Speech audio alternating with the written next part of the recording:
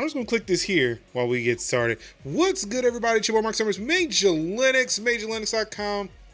I said, it's been a while since I've streamed because I said I was going to get rid of that MajorLinux.com bit, but I can't. It's just ingrained in my Twitch DNA, I guess. But you're tuned in now. It's Thursday, November 19th, 2020, and it's time for another episode of Tech Talk Thursday. It's apparently the only time when I feel comfortable getting on camera and doing the Twitch thing. Of course, I'm joined this week and every week by KKS Gaming. It's your boy, Kev.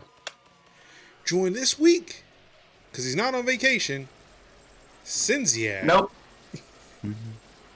Well, hello there, loves. Huh? What? That I said, nope, I don't think so. No, we heard it. All right, cool. Our fourth chair, she is feeling a little bit under the weather. Hope she feels better. Hopefully we'll see her again next week. Again, shout out to the GOAT, Idios and Hold on, I'm sorry. No, you will not see us next week. Hello? Think about it. Think about it. Oh, shit. I forgot. I cancel all fall holidays, so that doesn't even register me. Actually, I didn't even realize it was next week.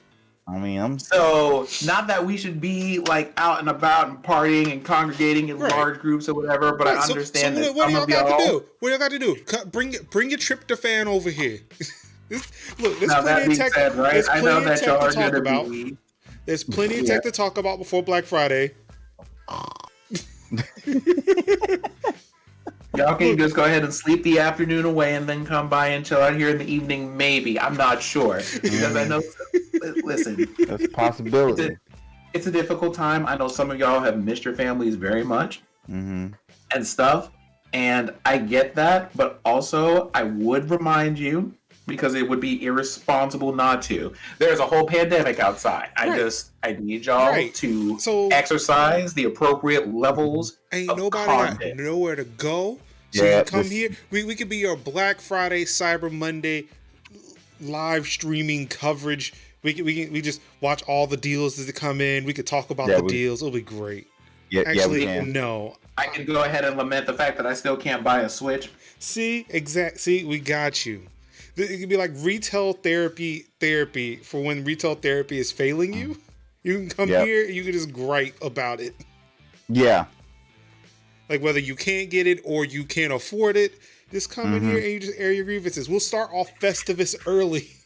I'm in the squarely in the I can't afford it camp. So that just works out for me. I have been looking at everybody like trying to buy PS5s and like Series X's with like, I love you guys. And I'm like thinking like, I'm praying for you guys to get the Switches and whatever y'all getting. But right now it's like, yo, it might not happen for you. I'm just saying.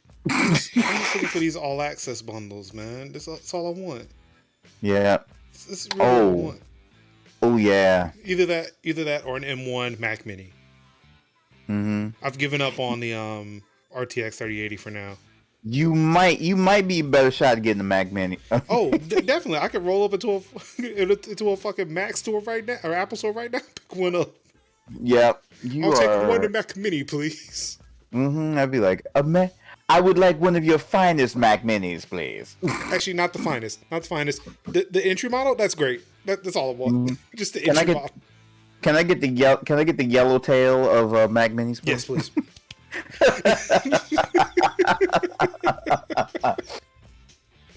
Oh my goodness, yo!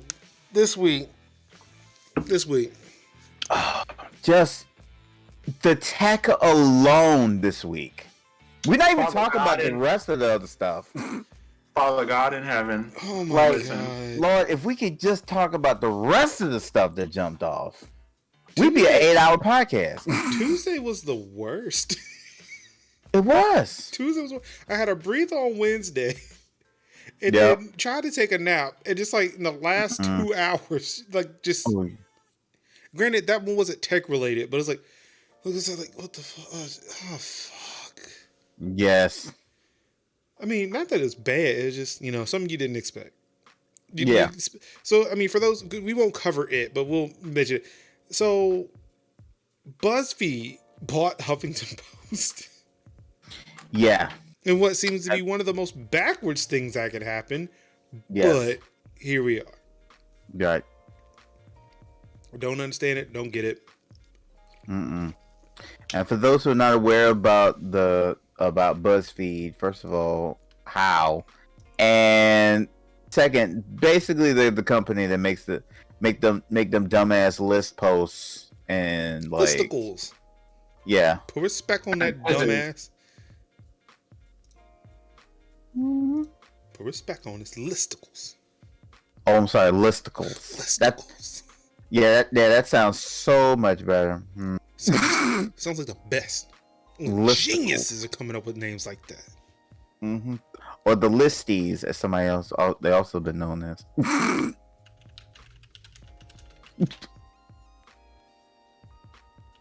Oh, Jesus. Jesus be a chain link fence. Okay, let's see. So I forgot about the tweet, so I just put out something that I'm going to really admit is just very much half-assed. No, don't worry about it. Very much half-assed.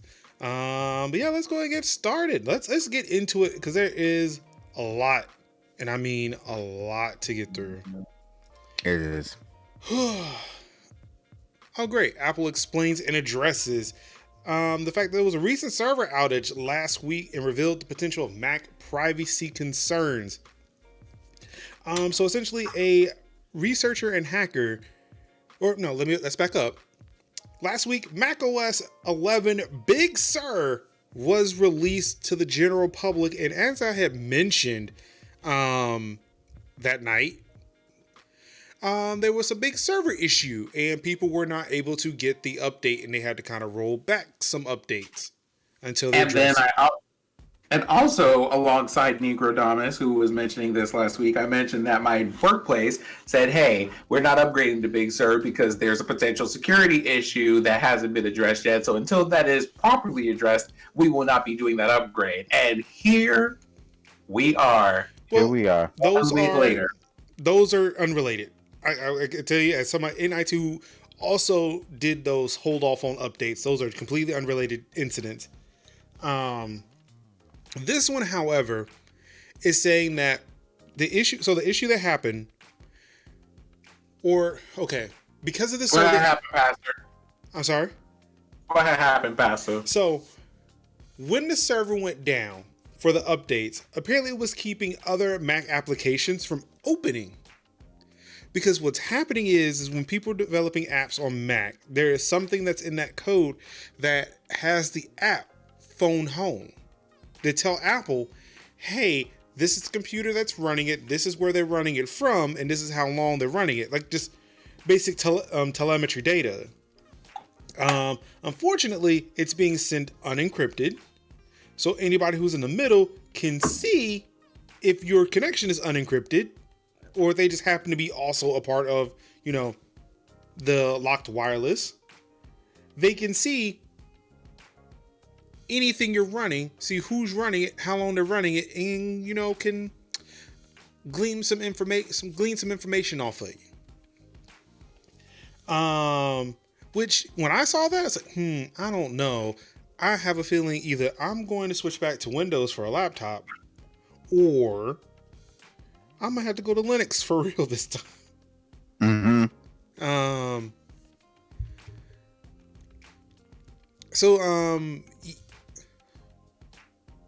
trying to figure because they updated this article. I don't think I provided the updated one. So yeah, all that information was being sent to Apple unencrypted, which is a big no-no. Like, I don't care if you're collecting that data, but like at least have that shit encrypted, I guess. Also, why? Don't be out here telling people what my phone number is and how I'm sending this to you and all this other stuff. They don't need to know that. That's for you. Right. That's not everybody's business. Let's not be Genshin Impact If here. I wanted to send it to them, I would have sent them a download request for TeamViewer 9.0. I mean, why we gotta come for TeamViewer like that? I mean, I'm slowly moving over to Parsec. Don't mind me. I mean, listen, I'm not coming for Team Viewer. Team Viewer held it down. We have respect for Team Viewer around here. It was like Team Viewer, and what was it? It was Log Me In. Started with an H. Hamachi. Yeah, Hamachi. Yeah, that. I tell you, many games were real. That was like Parsec before Parsec was Parsec. Like you get together. Somebody had their code. Play all them games together. Them local access games together. The local co-ops. Yes, you know the vibes. So yeah, after that was pointed out by the researcher, Apple came back and said, "Yep, okay, this is what this is actually doing, but in the future we're gonna lock it up." Specifically saying macOS has been designed to keep users and their data safe while respecting their privacy. Gatekeeper, which is that check system that was discovered, performs online checks to verify if an app contains no malware and whether the developer's signing certificate is revoked. We have never combined data from these checks with information about Apple users or their devices. We do not use data from these checks to learn what individual users are launching or running on their devices. Notarization checks if the app contains known malware using an encrypted connection that is resilient to server failures. Excuse me. These security checks have never included the user's Apple ID or the identity of the device. To further protect privacy, we have stopped logging IP addresses associated with developer ID certificate checks, and we will ensure that any collected IP addresses are removed from logs, which means they were collecting IP addresses, which is, I feel like, worse than just having the device ID, because if I'm using it from my house and then go to the coffee shop and then go to my job, again, it's been known to, use an IP address to track people. Like, what the fuck, man? Big fact. In addition, over the next year, we will introduce several changes to our security checks. A new encrypted protocol for developer ID certificate revocation checks, strong protections against server failure, which you said it's resilient to server failure, but yeah, it's funny you're going to fix that. A new preference for users to opt out of these security protections. Which, again, shouldn't ever trust companies, but again, that made me feel better about using my Mac again. Because, no, turn that shit off, please. Turn it off. Don't do that. But yeah, when I saw this initial report, I was like, I don't know, why are my apps phoning home to you? No, please stop. Don't do that. Mind your business. I'm in the house, in the tub with my phone. Mind your business. You don't need to know all that. Exactly. Your business. I'm talking to my boo love. Stay out my conversations. That's it. Just got finished watching that. Period. Yeah. Just got finished watching that Fresh Prince reunion. And saw that that thing with him and Ashley. Mind your business, huh? Mind your business. Also, if y'all have not seen that on HBO Max, go definitely. If you can, check that out. Yeah. I guess. Yeah, I feel there'd be some times when I'm like, I like something so good, I just can't watch it because I'm like, I'm gonna be overcome by emotion, and I'm just gonna be like, I can't get through to it. You will be. Once I seen the two adverbs, I was like, I can't. Like, and then no one. I saw that little TikTok thing that they did, or Reels thing that they did. Yes. Where they had the newer one show up, and then the old one appeared, and I'm just like, bitch, okay. Okay. But yeah, definitely check that out. I forgot it came out yesterday. I saw some people tweeting about it. It's like, I ain't got nothing to do tonight. So I sat down and watched it. It's like, okay, I'm glad I did that. Right. I'll check that out. Speaking of people tracking you that shouldn't be tracking you, but that are totally tracking you, the United States military has been purchasing user location data from apps with millions of downloads.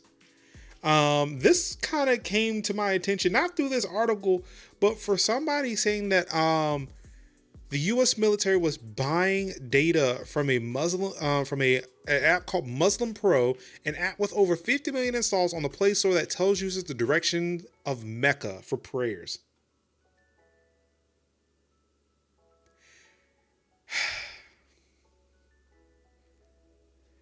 Now, this article goes to explain why that app specifically, saying that they were buying data from this SDK called X Mode. It's X Mode, and there was another one, Locate X. I'm sorry. Some information comes from a company called Babel Street, creators of a product named Locate X. Other data is purchased to a company called X Mode, which has an SDK that provides revenue to apps in exchange for location data. Other apps that are involved in this are Muslim Mingle, Acupedo Pedometer, Screen Stream Mirroring, and Global Storms, which I guess it looks like a weather app. I cannot deal with the fact that there is an app called Muslim Mingle. Why not? In 2020. Like, I'm not saying it can't if you're trying to find, but it's just like one of them things. It's just like, it sounds, it's like farmersonly.com. I'm about to say, so we're okay with farmersonly.com. I'm not okay. No, I'm not okay with farmersonly.com. Okay, well, I'm just saying. This question, how do you feel about Christian Mingle? I'm not fine with that either. Like, I'm just saying, I'm just making sure that we're clear across the board. Yeah, like exactly. I am fully affirmed across the board. Strike all dating apps from the earth. Like, just whatever. I'm just saying that in 2020. What do you got? What else do you have? I'm just literally thinking to myself what?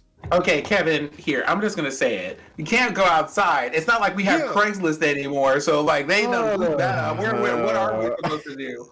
I can't scroll through missed connections. And find the person who's just hey, you were at the corner with a black t-shirt and red pair of pants. If you find out who this is, tell me what Cyndi Lauper song I was playing. No one's gonna do that for you anymore. Be I just can't. I'm just I don't want to get too deep into this, but I just think to myself when I see the fact that y'all seeing what I'm seeing and thinking the way I'm thinking right now, and y'all literally smiling, and I ain't even said anything. That's what I'm talking about right now, because y'all thinking exactly what I'm thinking about, but I'm not gonna say it because y'all all know what we think. It's we got mental mind speak right now. It's I'm not saying that this is a problem, but I am saying why. I'm just no, okay. I totally get Muslim Mingle. Look, everybody need love, and again, it's a pandemic. How else you dating? How else you meeting people? I get that. Again, my issue is the fact that the U.S. government is buying this data. That too. That's where I'm at. I could care less. Although I want to say that I'm actually high key offended that they had an app that's just kind of I just want to make sure I'm pointed to Mecca, and they bought information from people who were just I just need to know which way this particular place is. It's okay. So the question is do you know why they need to know that, right? I mean, yeah. Y'all know why they need to know that.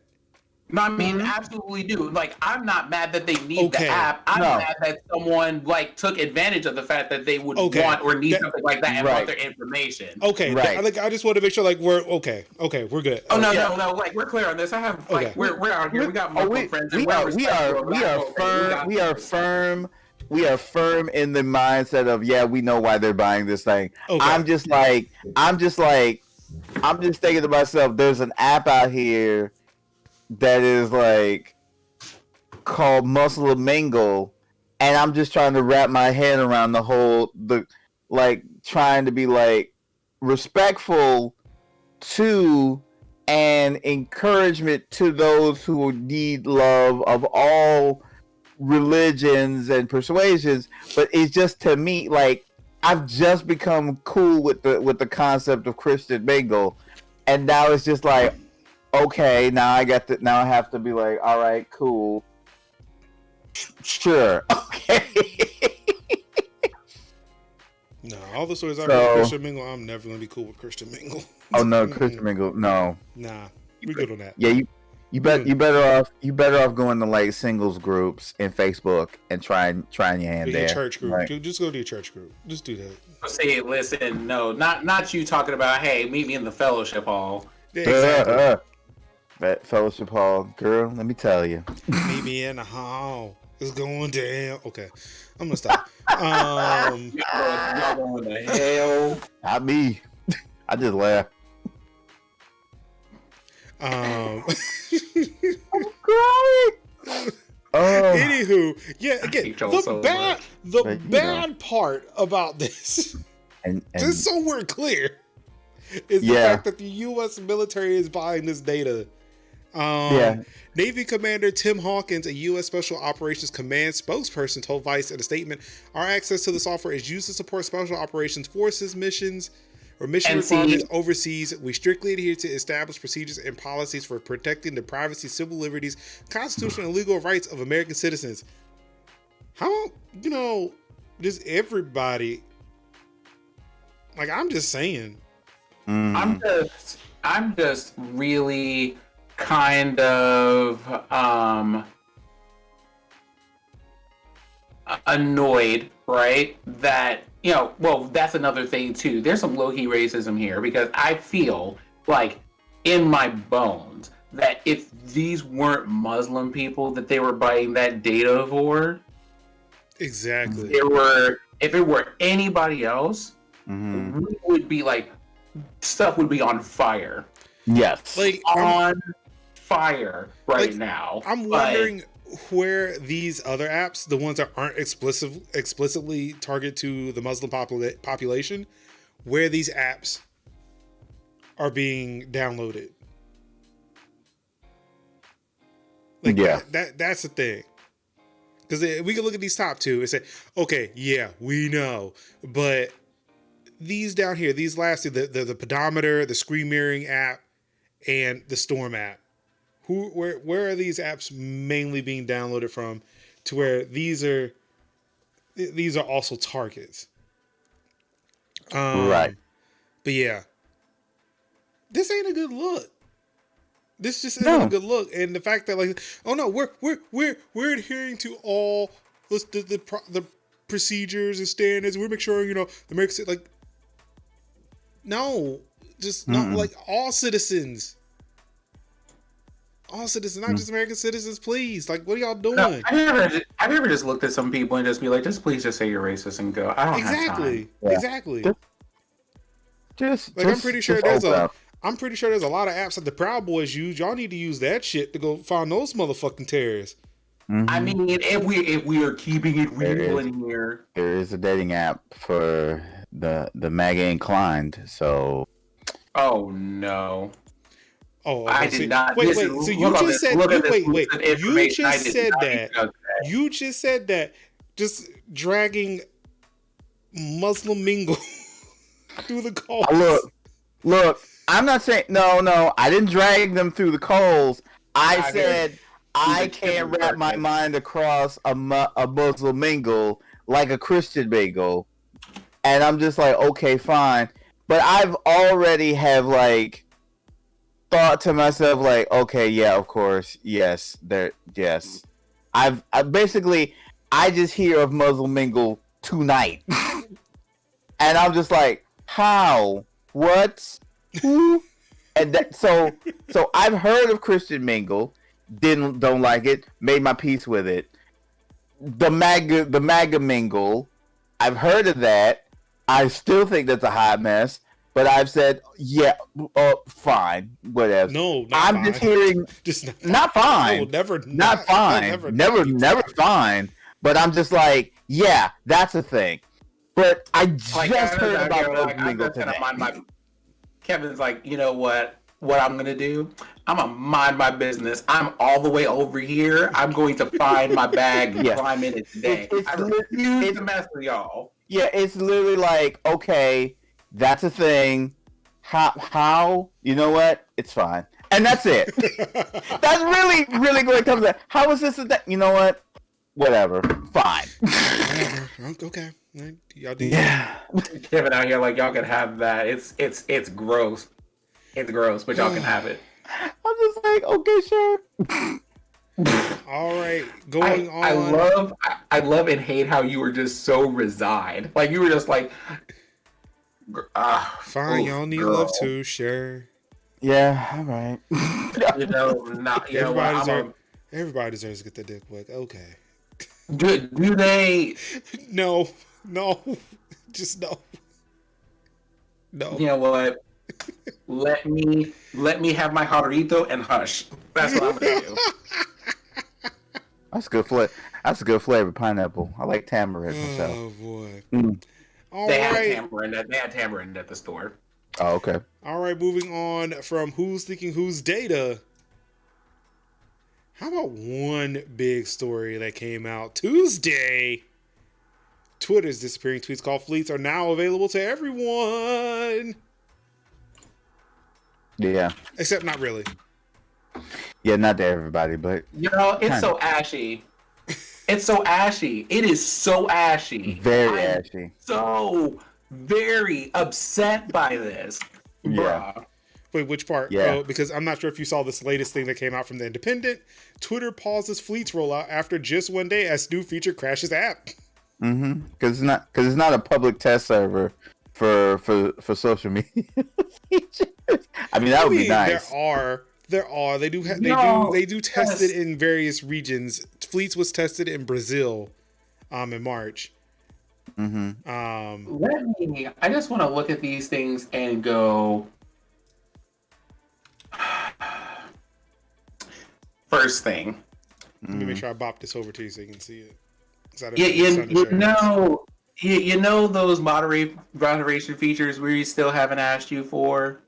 That we still asked you for? You know how you can't add alt text to a video and we were asking you for accessibility features? You know, like all of that list of things that you still haven't done, the people that you still haven't gotten off your platform and reported for all these other things in spite of us reporting them 7 times with like multiple screenshots worth of evidence and all this? All of that. Y'all like haven't done any of that. Right. But we have fleets. But like now we can have Snapchat as part of our Twitter meal. Like I'm not interested. I'm not. I am absolutely not. The only thing that I will give them credit for is that they rolled this out and it had like features that could be accessed with a screen reader. Yeah. So if you add words or drawings to a screen, it reads the words or the drawings that you make on the screen so that people who have to use screen readers to navigate Twitter can use them. Other than that, though, yeah. What are y'all doing this for? Just like acquire. If you want it that bad, just acquire the company. Leave everybody else alone. Mm-hmm. Like literally. I feel like Snapchat's being held up in a back alley at this point for features and being robbed at gunpoint from every other platform in existence. What if Snapchat actually just licensing this technology to Facebook and Twitter? What if they just don't care because they're actually making bank off of this? Oh, that's funny. That's funny. You think they're licensing that? Okay. Okay. So, all right. Oh, you think Marky Z and Jack. There has to be a patent for this, right? You think? Okay. I really am laughing at the fact that you think that. Here's what I'm going to tell you about that real quick. Here are my thoughts on this. So where was that licensing on the or tagging feature that would pull up a list of names and add people to a message that they stole straight out of Google Plus? Because I remember a time when Google Plus first came out and they had that whole social media part of this thing. And I remember watching Facebook join them, get a note on all those features, and it ended up on the Facebook platform not a whole 5 weeks later. Thank you. These people don't care. They're out here with Billy Clubs made out of money. It's like, I dare you to take this to court. I dare you. I dare. I try dare. me. These people try this. These people were be like try me like Della Reese to Eddie Murphy and Harlem Nights. Mm-hmm. They weren't playing. Right. Mm-hmm. So like, I was like, what was like a good? What was like good? Like what's the phrase like? Good artist copy, great artist steal. Like, yep, sure like, is. That's the one. And they stole them joints. Like, you think Jack's playing Snapchat for the technology? No. Jack's out here like pay for what? Jack to be honest, Jack was late to the game because it was like Mark had them things on Instagram and Facebook. Mark was like, I've been here. Hey, look. Mark's out here in the back alley like y'all late. Mm-hmm. I've been here, Jack. I've been waiting on you, Jack. What's up, man? What's up, man? This is the first time I actually read through most of this article.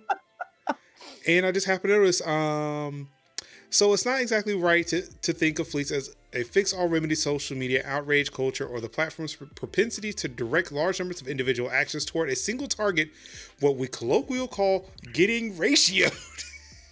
Yep. Or piled on or canceled or whatever name or phrase you'd like to attach to briefly becoming an internet punching bag. Mm-hmm.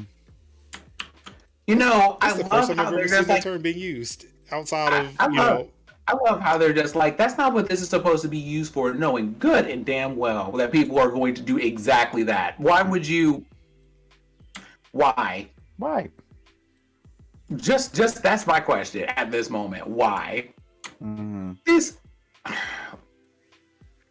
Someone come and collect these folks. Mm-hmm. Like I love the fact that when Fleece was rolled out, everybody on my timeline's first fleets were, what the hell is this? Including me. And me. Oh wait. And then you know how I was talking to y'all about moderation features and things? Mm-hmm. Yeah. Let's go ahead and roll that back real quick. Let's rejoin that conversation back at the studio. These people straight up rolled out a feature that people that you have blocked can use and interact with. And it's kind of like, the reason that I have blocked a person on this platform is because I do not want them to interact with me. Why would you develop a feature that just meant they can circumvent that though? Mm-hmm. They really can. And then the other thing that they did, and this is probably why it broke the app, is that all responses to fleets were DMs. Who does that? Nobody does that. Facebook does not do that. Instagram does not do that. They do. Where do you think those responses to Instagram stories go? They go directly to your DMs. That's exactly where it goes. The thing about those, at the very least, Instagram has you can follow this story or what, well, depending on how you post the story, you can follow the story to the original post and whatever else. But it was a specific thing of like, I'm pretty sure, well, one, I can turn that whole messaging thing off, but two, if I block someone, they can't see my stories to reach me. Right. These people, like, they made these fleets things that anybody can see anywhere, including people that you block, which means if anybody you blocked has responded to you, guess where they end up? Like, why would you? Yes. Yeah, that doesn't make sense. You know, I think the theme of this week has been, y'all just take the extra day that you need to do it correctly. Just take the extra time. Focus test this, like just be like, hey. I mean, I don't know. Like, again, they tested this in Brazil. Maybe Brazil doesn't have the same issues that America has. Child, no, you didn't just say they tested this in Brazil. That's Brazil. That, again, according to the Independent, fleets which has been tested in Brazil since March. That's Brazil. It's not even like that's Brazil. Like these people straight up said, these people straight up said, unto you this day in the house of the Lord. Well, we tested it in with a small population sample size. It should be fine. And it's like, why Brazil like that small? Not even. No, I mean it's a relatively small. Like it would be a small enough sample size if it didn't come up with someone immediately going, "Hey, this is a whole safety concern." There you go. A day, like not even really a day, mostly like a couple hours, and was like, "Oh yeah, this is a problem." Like you've tested, like I say you tested this in Brazil since March, And then what happens when it hits America? A day happened, not even like 2 hours, and I'm like, problem. It's just like, and not even like just a problem. You also said that y'all implemented something that you tested somewhere, and then the day that you like, not even 48 hours after you launched the thing, it crashed the application. right? Says, Yeah. Mm-hmm. nah, Like nah. vulnerability, problem, error, problem, vulnerability. Yeah. Like, You know, honestly, at this point, we need to start sending these companies invoices for testing their shit. yeah. Wow. You know what America has always become to me? A beta test? America. Have you ever not beta test? Have you ever watched like Bar Rescue with Jake Tapper? For those who are not familiar. Wait. What? Yeah, you okay. sure it's Jake Tapper? John Tapper. Okay, I said Jake Tapper CNN. That's No, my Tapper. dude. No. Yeah, Jake. I know about Jake and John. Yeah. Once. Wait, Jake Tapper. Yeah. Boy, So John.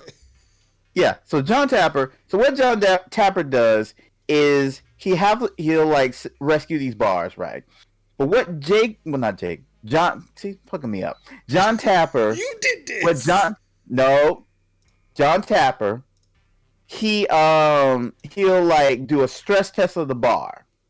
So he'll just like under the current leadership and all the stuff, he'll just like send waves of people into the bar and just like see where the vulnerabilities are and be like, okay, that server is bad at her job. That bartender needs to speed up. We need to focus on drink times and whatnot.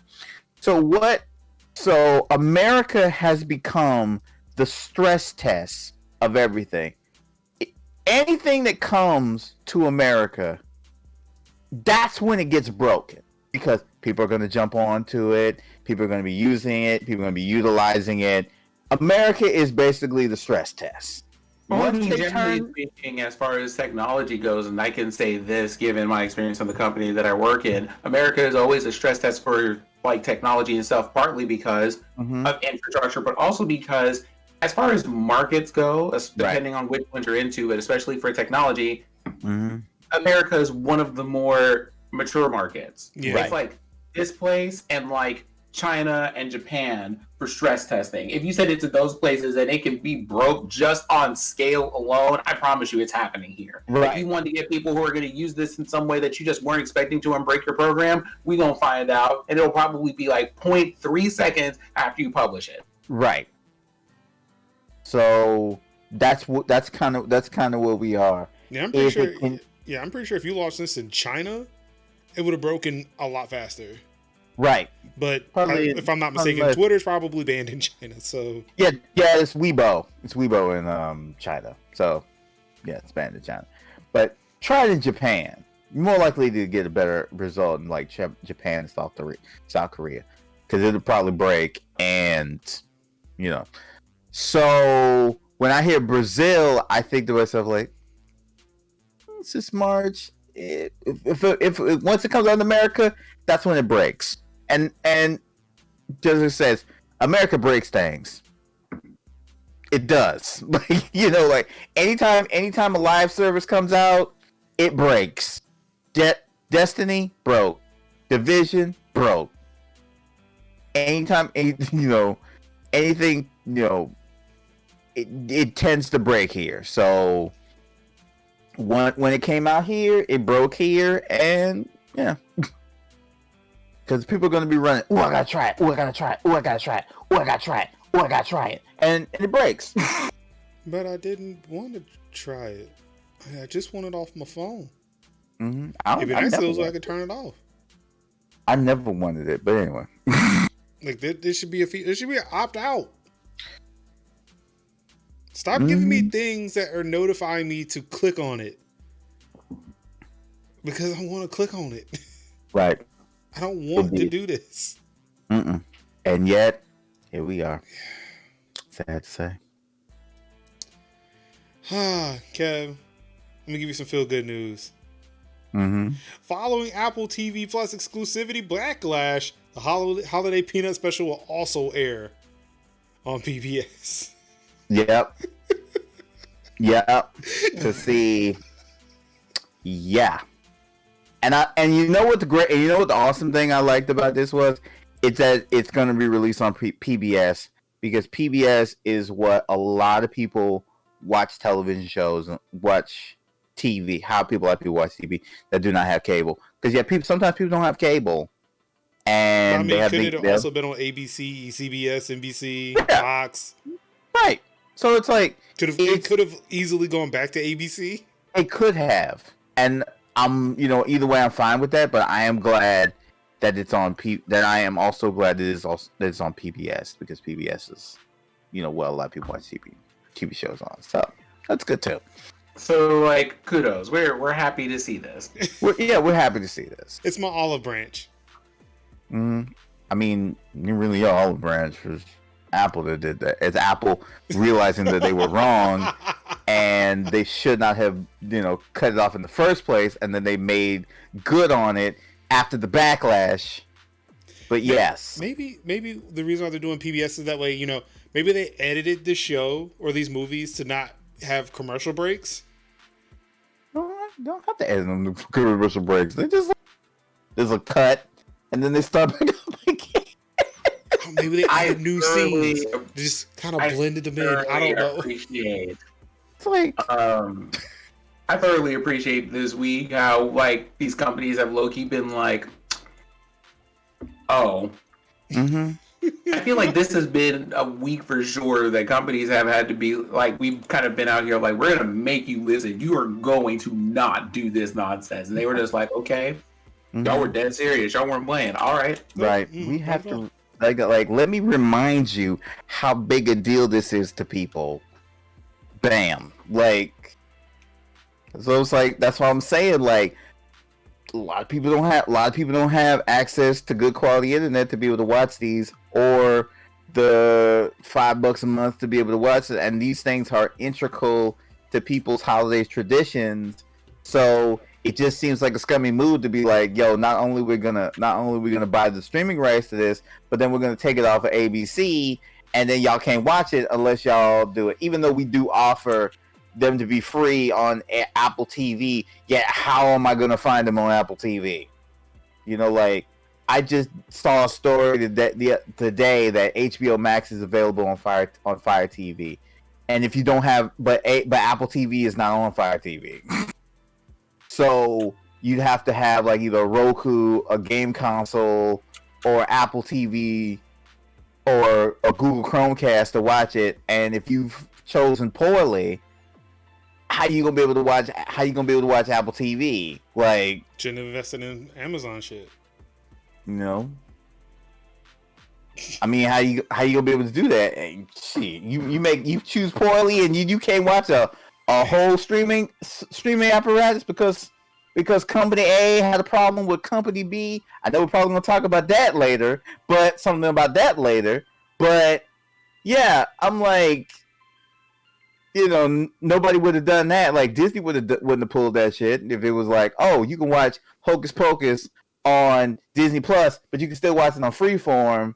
Again, if you have cable. Argument doesn't make sense to me because Disney owns Freeform. Right, but they also own ABC, so they're not going to take it away. They're not going to take it from the channel. No, they're not going to take. But that's they're not going to take it off of that. You're right. They wouldn't, because they technically still own it.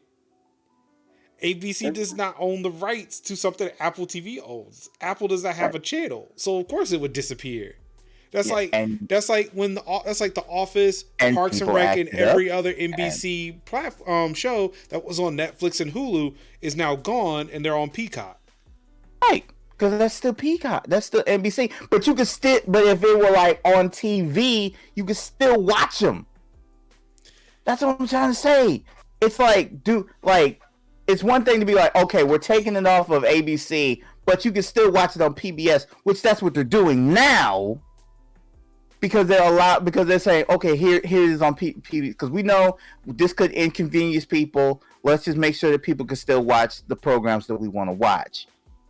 I mean, these old classic specials. That's great.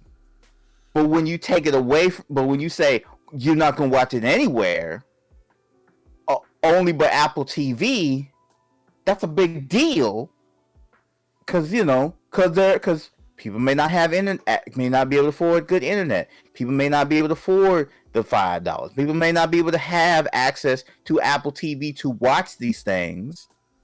And so, and the traditional of people watching it on TV since like the fucking 60s. And then all of a sudden now in 2020, when the shit is hitting the fan and people are needing that one reminder of traditions, like Apple comes and says, nope, and says, you got to pay for it or you got to watch it on our service or no. And I think that is so I'm congratulations that they did a benevolent move, but guess what? They still assholes for doing it from the first place. That's my line I draw right there. It's always the weird and the most interesting thing to me that these companies do the absolute most to shoot themselves in the foot for stuff that they already own and don't have. Like, y'all just don't have to. You don't have to do it. But you do. And it's one of those, but then when we come out here, ratios ablaze, and you're just like, oh, but we have transgressed against the good people of the world, and we must correct it. And it was like, you literally didn't have to do this. Like, you could have just made some bacon, hung out in the kitchen, just chilled out, and left things alone, and it would have been fine. But you didn't do it, and I don't know why.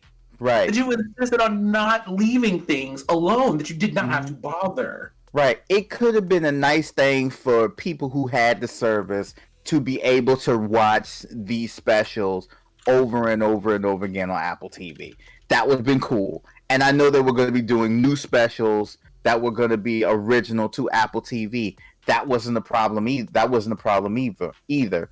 But when you say something that has been a tradition since the 60s, since they've come out, and then you say we're going to snatch that away from it. You literally created a problem. You solved a problem that you created.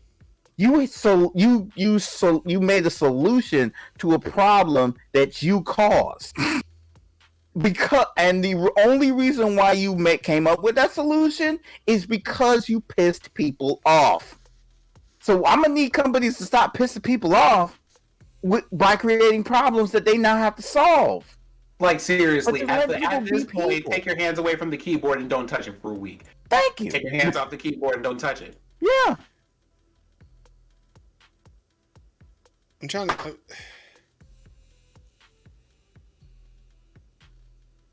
Okay, I don't have anything. Kevin, you okay? Because Kevin, I can feel the energy from here. Kevin is just see this. Now I'm upset because of this nonsense. Y'all didn't have to do all this. It's literally one of the things that they didn't have to do. They didn't have to do that. They didn't have to do that. But see, part of me also wonders too, business be damned. They didn't have to do that. But see, part of me wonders too, is this anything ABC also may have had a hand in? I mean, it's something that Disney may have had a hand in too, because again, we're talking about Disney. Okay, hold on. We're going to be real here. If ABC had a hand in this, they can go ahead and get this work right. too. But see, that's what I'm saying, because okay, let's look at it from this standpoint.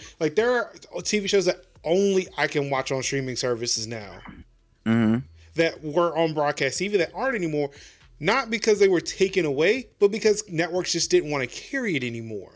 Right. Because of the fact that so many people may be switching over to streaming, and these platforms, you know what? It's not profitable. We're not seeing people come out and watching these shows, bringing us this ad revenue. So we're going to drop it. So they end up being exclusive somewhere else. So at a point, again, we're talking about Disney, right, giving up broadcasting rights to Peanuts. If this was the issue, I feel like Disney would have said, yo, maybe bring it back here, or, and hear me out, Disney would have never let go of this shit to begin with if it really meant that much to them. Right. I don't think it was Apple. Again, not to apologize for Apple here, but you have to look at just them. Right. When Apple picked it up, the Peanuts estate or whatever was like, hey, not the Peanuts estate. I don't Yeah, know, Charles Schultz estate, whatever they want to call themselves. Yep. Right. They were like, okay, Disney does not want this anymore. We want to continue showing it somewhere. Who wants this? Mm-hmm. So Apple picked it up. Mm-hmm. And say, yes, we have it exclusively on Apple because nobody else wants to show it. Right. But to us, it looks like Apple snatched it. We don't know, like, again, we don't know what the terms of that deal is, to where, again, the Schultz estate was like, Apple wanted it, it's going to live there now.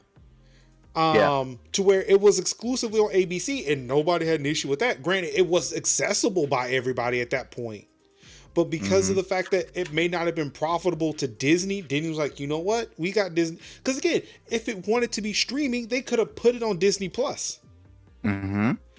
I don't think it was some hostile acquisition by Apple. I just think that the Schultz estate wanted money fair. and then Disney was not giving them the money because it wasn't doing all that for Disney. And Apple was like, hey, okay, if nobody wants it, we'll take it. And so I think this may be a super benevolent move by Apple by saying, okay, yes, we picked it up because nobody wanted it. We were putting it exclusively on our platform, but we did not realize that there may be people who could not see this. So we're going to find somewhere to put it. And they put it on PBS because, again, it doesn't matter about ad revenue or money to PBS. Mm-hmm. Like, Right. again, like looking at it from that lens, I feel like Apple, like, again, not to say that Apple was wrong, but they did what, again, any other platform would have done. It's like, hey, we picked up this show. It is going to be on our platform. Right. Literally anything else, like any other show, I don't think anybody would care. But because it was Peanuts, because so many people grew up with it, that was like, okay, no, that's not okay. Right. Not really knowing what may have happened behind the scenes and caused this to happen in the first place. Right. I think the big issue was it would have been different if, and I mean some of this, because it's not like we didn't read these articles word for word and have them straight up projected onto the screen right in this, like podcast, right? Mm-hmm. It was Right. one of those things of when you read an article and the article is, hey, Apple has decided we're going to put that out there, right, as the terms that they used. Hey, Apple has decided to pick up this show and they're going to stream it exclusively here. And it's one of those, that would have been a really good time to have a moment of, hey, just on a note so that y'all can understand and keep things on the level here. We acquired this after they said they didn't want this program. Exactly. See, so my argument is nobody discusses that before. Why would they do that now? And yet we got mad. That's what right. That's But what happened. you can say that. We but got again, mad because nobody gave, because if there was a reasonable explanation for this, but nobody the reasonable explanation Nobody asked for the is explanation. Again, but what I am saying, nobody asked for the explanation anytime before. Nobody does. If a show disappeared off TV and ended up on a streaming platform, nobody would have cared. Nobody. Well, I think here's the other thing is, and part of this is because I have issues with we're just going to put this out here. I have issues with corporations. So right. I mean, there is that. There is that. But the other thing is, and this is kind of important here, they didn't even have to, and here's the thing that kind of concerns me, right? Mm-hmm. Apple didn't even have to put it back on network TV. They really, honestly, could have just used that time to go, before y'all decide to get upset and up in arms about this, why don't we just tell you how this got acquired in the first place? So y'all can calm your nerves. For a hot second, calm your nerves. Like, you have no reason to be upset. This is how this went down, and this is why it's going that way. I don't know. Just me on a personal level. If I do something, I did the thing that I did. Here's the receipt right here. And if you challenge me on it, what I'm going to tell you is, this was my reasoning and how we ended up here. I'm not going to retract that statement unless I did something that I shouldn't have done, or unless someone shows up at my doorstep with a goat to sacrifice because they, like want to see demons devour my bones. At which point I might go, all right, you can have your little TV program back, I guess. Right. That was just. I mean, you're right. Like, and that definitely does make sense. Again, like, there are whole organizations out there right now who I'm currently having some issues with. Who, again, all you have to do is just like admit a little thing, just a little bit of transparency, and we can just move on with our lives. But again, like something like on God is too much for some people to just do that, and that's a discussion for a different day. Yeah. That's why I'm refusing to check my emails right now. Yeah. It's like, I'm gonna be really mad when I do. It's like a good move. It's like a good move. They did a great thing, and I appreciate them for doing that. You know, how long this is gonna work, how long this is gonna last is what it is. I'm like I have the ability to, because I am in a good place where I have the ability to, but I'm thinking about folk who don't have the ability to do that, and that kind of like impacts them and their enjoyment of it, so they can be able to see it. But it's like, you gotta have, if you're gonna have the clarity to have the clarity, if you can be clear with people, I highly doubt with people to be clear. I highly encourage people to be clear with people if you have the ability to be clear with people. That's like Crystal. Like Crystal. Even if you're saying we're not, even if the answer is fuck you, at least let the fuck you be clear. Like, that's what I'm saying. Like, hey, we don't gotta explain nothing to ourselves. We did a thing. Nobody wanted it. We made it work. You know, deal with it. And I would be like, I'm pissed, but I understand. I understand that business is business, whatevs. But good move. Clap. Still not getting Apple TV. So whatever. I'm mad at you. He's just like, I'm still mad. He's just like, I'm still mad. Screw you. I love you. Fuck you. We've established that. I love you, but fuck you. That's the whole message. That's my whole message. Like, I love what you did, but fuck you for making me feel like this. You know, like, that's what I'm saying. It's all good. Still never buying an Apple TV, but it's all good. Are you sure? Yeah. Are you sure it's all good? I'm not buying Apple TV, so of course it's good. Wow, it's good because I'm not buying it, so whatevs. Cool. Bruh, listen, I'm just gonna need you. Can we get just a quick check on salt levels right now? Because that was a 10. My $5 a month is better spent on PC Game Pass anyway, so cool deal. I mean, just take that and add that to, make it 10. It's all good. Well, with PC, well, no, it's Game Pass Ultimate. You get, I think it's 3 months of Disney Plus. Yeah, I'm good with that. I already pay for that too. I already pay for that. Yeah. Look, The Mandalorian. Gotta watch that. Mandalorian is good. Yeah, definitely gotta watch that. Let's see here. Speaking of money, where money is good, and maybe not good. Google is getting into digital banking with its new Plex account in 2021. This is a part of their new Google Pay app that they rolled out yesterday. It's another app that kind of helps you manage your finances if that's what you're into. I kind of am. I would like to, because like, again, I'm not checking my actual bank app because it's terrible. Like, I don't know why banks make terrible mobile apps, but they do. They really do. They really do. They're the worst. So Google Pay has re-released their app. This is a new app on both iOS and Android. So much so to where, at least in iOS, it labels the old app. It's just old. It just says Google Pay old. Yeah. So with this new Google Pay app, you can it's still the whole thing of you can pay for things with your phone. You could track, but it also allows you to be able to track expenditures, see how much you're spending and all like that.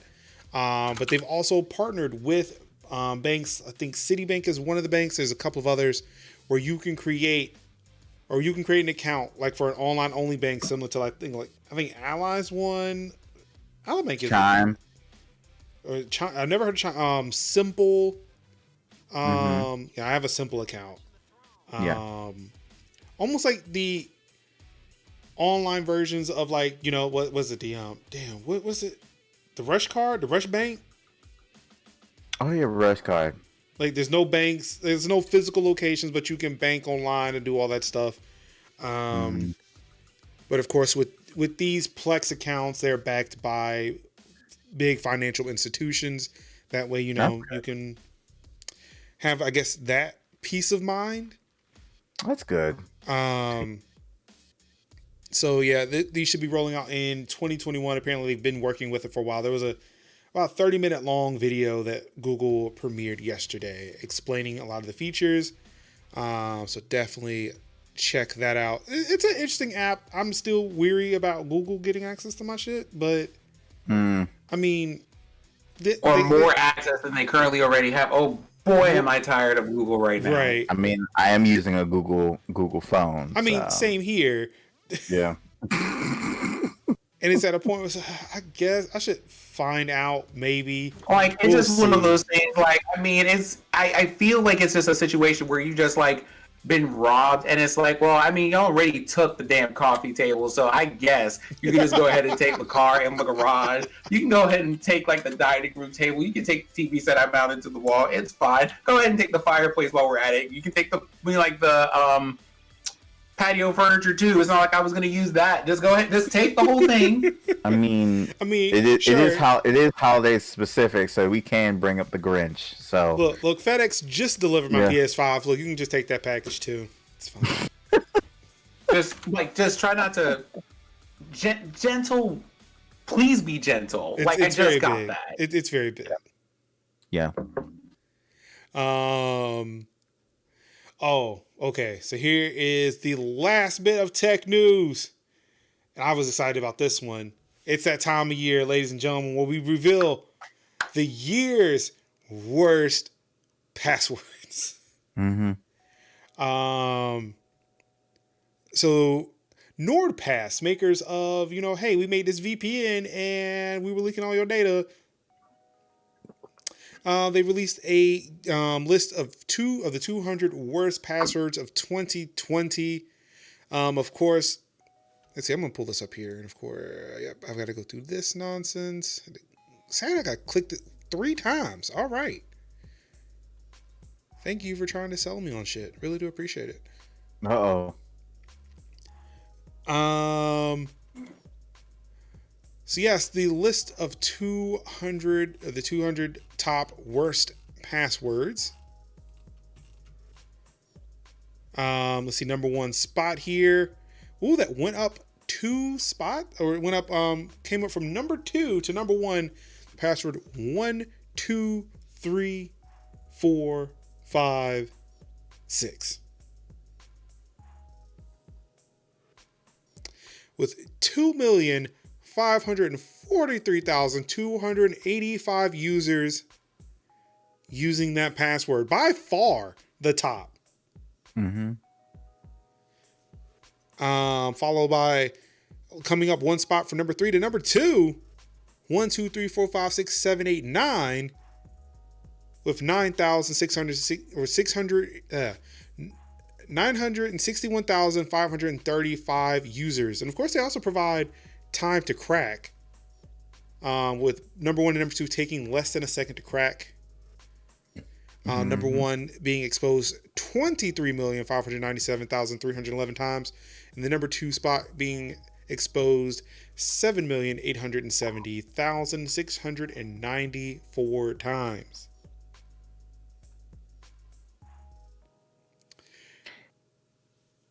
But I do want to welcome a new entry this year to the list of bad passwords. Picture 1. PICTURE and the number 1. With 371,612 users taking 3 hours to crack. So more secure. Mm-hmm. And was exposed 11,190 times. I would feel, and I just feel so strongly that after a certain number, you just go, you know what, and we just don't do it anymore. I feel like you just don't do it. I feel like you stop, After you've just been exposed so many times, you just like change addresses. You swap out the email there. You do whatever you have to do so you can just like stop running into this nonsense. Make better choices for yourselves, please. Okay, please, That I'm part. begging you out here. Make better choices for you. Mm-hmm.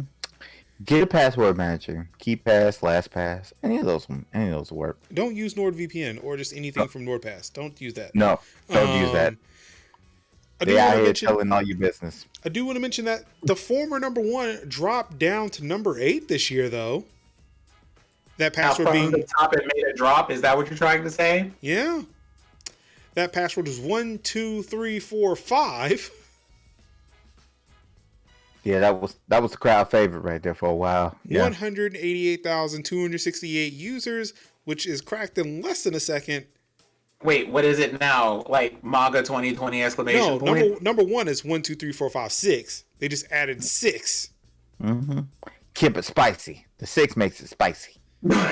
I would not be surprised because Like, more the more amount of iPhone herbs users. and spices in that password was 6. Yeah. Like, I would not be surprised if it's because a lot of iPhone users are required to use 6 digits, so they're all just setting it to the iPhone passwords, Mm-hmm. and that's why we saw that uptick. Oh yeah, probably during with like the passcodes. Yeah. Oh, God in heaven. Listen, y'all, like, 1, do better. 2, absolutely do better. Look, they 3, could be- please, for the love of God, They do could be better. they could be Kanye, who does not use Touch ID and would just rather use 0000 as his passcode on his phone. Mm-hmm. Oh, no, not Kanye. Yeah. Kanye. Also, there's a new one here, Sinha. I don't know what that is. I'm gonna search to see what Sinha is. Oh, it's Portuguese.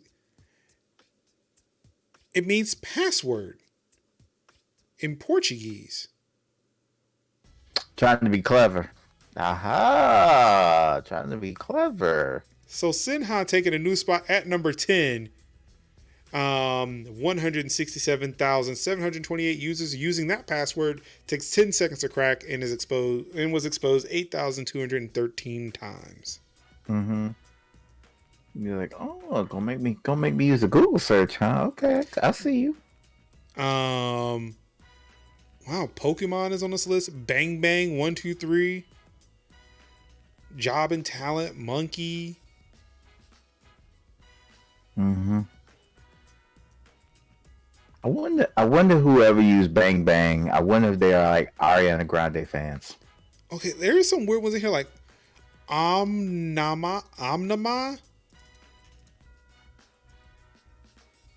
At number 62. I guess it clicked out of it. Give me a second. Omnama. Okay, so this seems like it's originating out of India. Namah. Namah Shivaya is one of the most popular Hindu mantras and most important mantra in Shaivism. Oh, salutations to the auspicious one, or adoration to Lord Shiva. Universal consciousness is one. So basically, it's the equivalent of someone using like a line out of like Psalms as a password. Yeah. So again, India's on the come up on that one. Also, just as a reminder, because we're out here talking about bad passwords and things, do take this time. This is your captain speaking. Do take this moment to two-factor your stuff. Again, Just take a moment. If you see your password, moment. If you see me scroll past your password, that's a problem. Mm-hmm. If you see me scroll past your password, don't tell me that I'm scrolling past your password. Just go and make those adjustments. Oh, no, please tell me. Please tell me. Yeah, don't tell us. MySpace 1. Oh, It's a new password. Oh God! Not there. Fuck you is a password. It's actually been on the list. Fuck you dropped from number 66 down to 86. It's used 25,618 times, cracked in less than a second. So it's I'm less pretty secure sure that than the reason that password they 1. did that was just a love letter to the hackers at that point. Mm-hmm. Less than a second with 557,507 times exposed. The wildness. Oh my goodness. Naruto is on the list. Computer is on the list. Hunter. I Love You 1. There's a lot of names here. I am just somehow very nonplussed, very not surprised here at all by the fact that someone had like anime titles as a password. Mm-hmm. So on top of that, you got Yu-Gi-Oh! And then Fuck You 1. But there's one here that's really weird. A801016. Which, unless like a whole bunch of like AutoZone computers got hacked, I don't understand why this is here. Not AutoZone. Mm-hmm.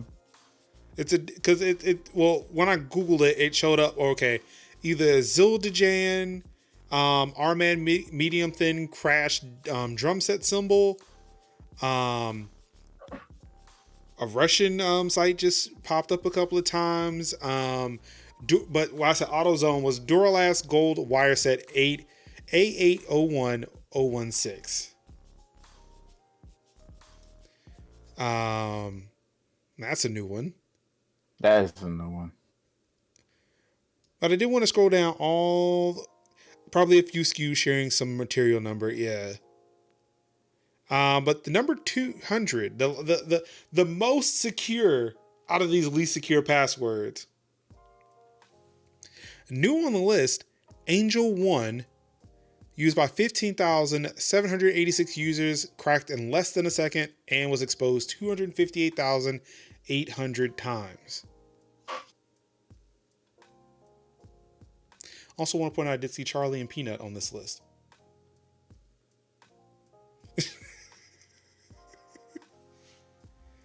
So yeah, if you saw me scroll past your password in this list, don't say anything. Just change it. Just handle up. Just handle up. You don't have to let us know that anything happened. Just handle it up. Mm-hmm. But yeah, please use a password manager. Oh Two-factor God! Not people out here with SKUs as passwords. Please. Oh God.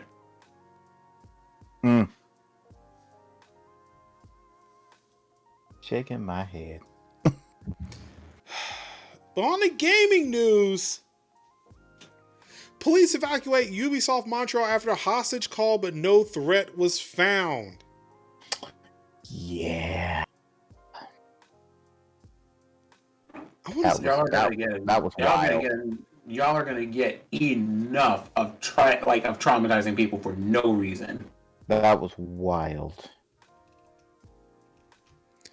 After the investigation, it was concluded that there were no injuries and no threat was found. The Montreal police said in a statement, "The Service de Policia de la..." Oh wow. Oh okay. The name is in French. I was like, don't tell me this whole statement is in French. I can't do this. I guess the police service of Montreal deployed a large number of resources to answer a call for a hostage situation in Saint Laurent Boulevard office building. The perimeter was quickly secured, and the SPVM confirms that no threat has been detected and no injuries are reported. Ubisoft Montreal also put out a statement. We want to salute the courage and composure our team showed today.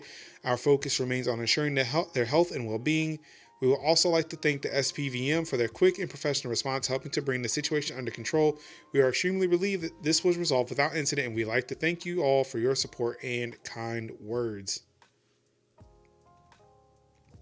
But yeah, like some level of credence was added to this because Eric Pope, I believe I think he's a producer or something like that who works for Ubisoft Montreal, was on a call with people in the office, and like he said, like they had to quickly hang up the phone, and that was the last he heard from them. But yeah, like there were reports that like there were people on the roof just looking around, like just kind of confused, or like people kind of hanging around a desk, all that stuff. I mean, we can confirm that people were on a roof, but like there's no telling like whether the stores people within the building were doing whatever they said they were doing. But yeah, again, glad that everybody's okay in Montreal. But what the fuck?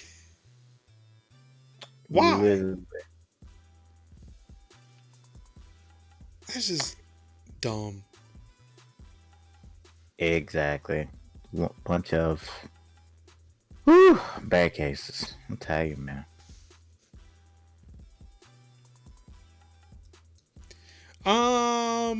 Hey, remember the Capcom stuff we kept talking about? How they told us they were hacked, and then we found out last week that they were under a ransomware attack. Guess what? Information from the ransomware attack actually got leaked.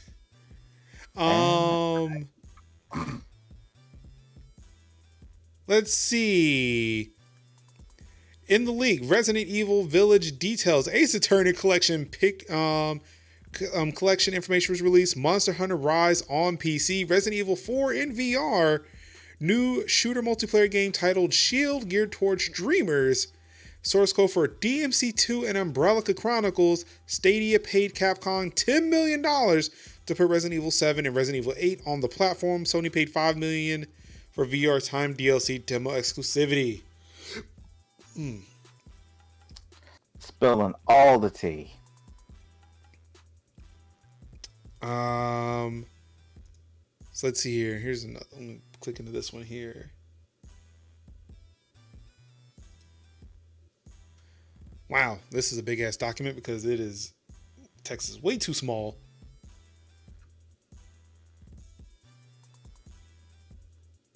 Yes, it looks like some milestones and deliverables for Resident Evil games. It's a big money changing hands there.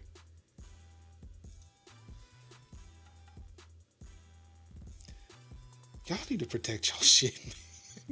Stop clicking on bad links. We talked about that last. Definitely clicking on bad links. I'm trying to see here. Sin, I believe you're muted. I was saying, stop clicking on these emails from people you don't know. They're not trying to give you $1 million. They're not trying to give you anything for free either. No, Mm-mm. Not at all. Especially at work. Don't be clicking on bad stuff at work now. Don't do that. Let's see. I shared this Reddit post over Discord. Majors.house/Discord, where you can find links to all of these articles and more. And again, we are looking into. Okay, I'm sorry. My audio. I was watching my audio do weird things in Discord for a second. We're looking into trying to figure out how we can make this a website. Make this show a website. We're working on it. We're in the process. I've been yelled at and talked to many a time to do something, so I'm trying to figure it out. This week alone. Yeah, I'm gonna figure it out. We're gonna figure it out. Need to figure out what that looks like. Yeah, so like this, Monster Hunter Stories 2, Shield, Resident Evil Outbreak, Regolith, Dragon Dogmas 2, Street Fighter 6, Rockman Match, and I believe, if I'm not mistaken, Rockman is Mega Man everywhere else, right? Yeah, Mega Man. Yeah. Resident Evil 4 Remake, Onimusha New Work. Oh, I wouldn't mind playing Onimusha without the tank controls. Yeah. Yes, I don't know what these number mean, like, unless this is like sales projections. I don't know what. Yeah, I doubt that's what this is. I don't know. Oh, it's like, yeah, there's a spreadsheet with a whole bunch of data in it that has names of games that are not available yet. That I don't even think have been announced. No. A remake of, I think I could tell you without a shadow of a doubt, a remake of Resident Evil 4 with the success of Resident Evil 2 and 3 would literally set Twitch afire. Like however much beloved, I know that game was, Resident Evil 4 is definitely responsible for people buying a GameCube. Like people are like, no, I'm not buying a GameCube. Oh, Resident Evil 4 is exclusive on GameCube. I guess like so for them to see like Leon S. Kennedy in full HD kicking the crap out of Las Plagas, I think that would be something. I definitely feel like that's something that people want to see. I didn't need a leak to see to prove that they were not going to make it, but it is glad to see that they were like I know having it made. It was debatable. It was debatable if they were going to do it because the first three were all were the PlayStation ones. I think they were like we just remade 4 or we remastered 4 while we remake it. But seeing as that again, for me not to have played any Resident Evil games, looking at Resident Evil 8 is like, okay, yeah, that's definitely like the sequel to 4, right? Like, y'all not kidding anybody with this. This is definitely just the sequel to 4. They're talking about a village and Leon Kennedy's back. Yeah. I mean, sure, you tell people whatever you want. I'm inclined to believe because I don't do Resident Evil, but yeah, I don't know who you're fooling with that one. Right. But yeah, Capcom. What are we doing? This is a mess. The most and the absolute worst. Do better. Every time. Like literally, just don't click links that don't belong to you. Capcom was having a good year. Game wise, they were feeling themselves too much. They were doing really good. A new Monster Hunter game next year would Rise back on the Switch again. Like 8 coming out, 7 was a departure to the Resident Evil formula. DMC is Capcom too, right? Yeah, they were doing that was a great game, and it just got put on the new consoles. Yeah, it's like they're doing real great. They were doing pretty good, and then this happened. Like ridiculous, man. No leaks about rival schools though. Nope, didn't see any. Sorry. No. Sorry. I wish. Definitely would give a shout out to this story from my guys over there at Real Otaku Gamer. Shout out to Otaku Gamer 5000. How you doing? They put out an article. First, they're the first ones I saw put this article out. So again, shout out to them. Xbox CFO, no plans to pull all future Bethesda content from Nintendo and Sony platforms. But the cream of the crop, the way you want to play it will be on Xbox. Oh yeah. So I'm gonna imagine nothing changed.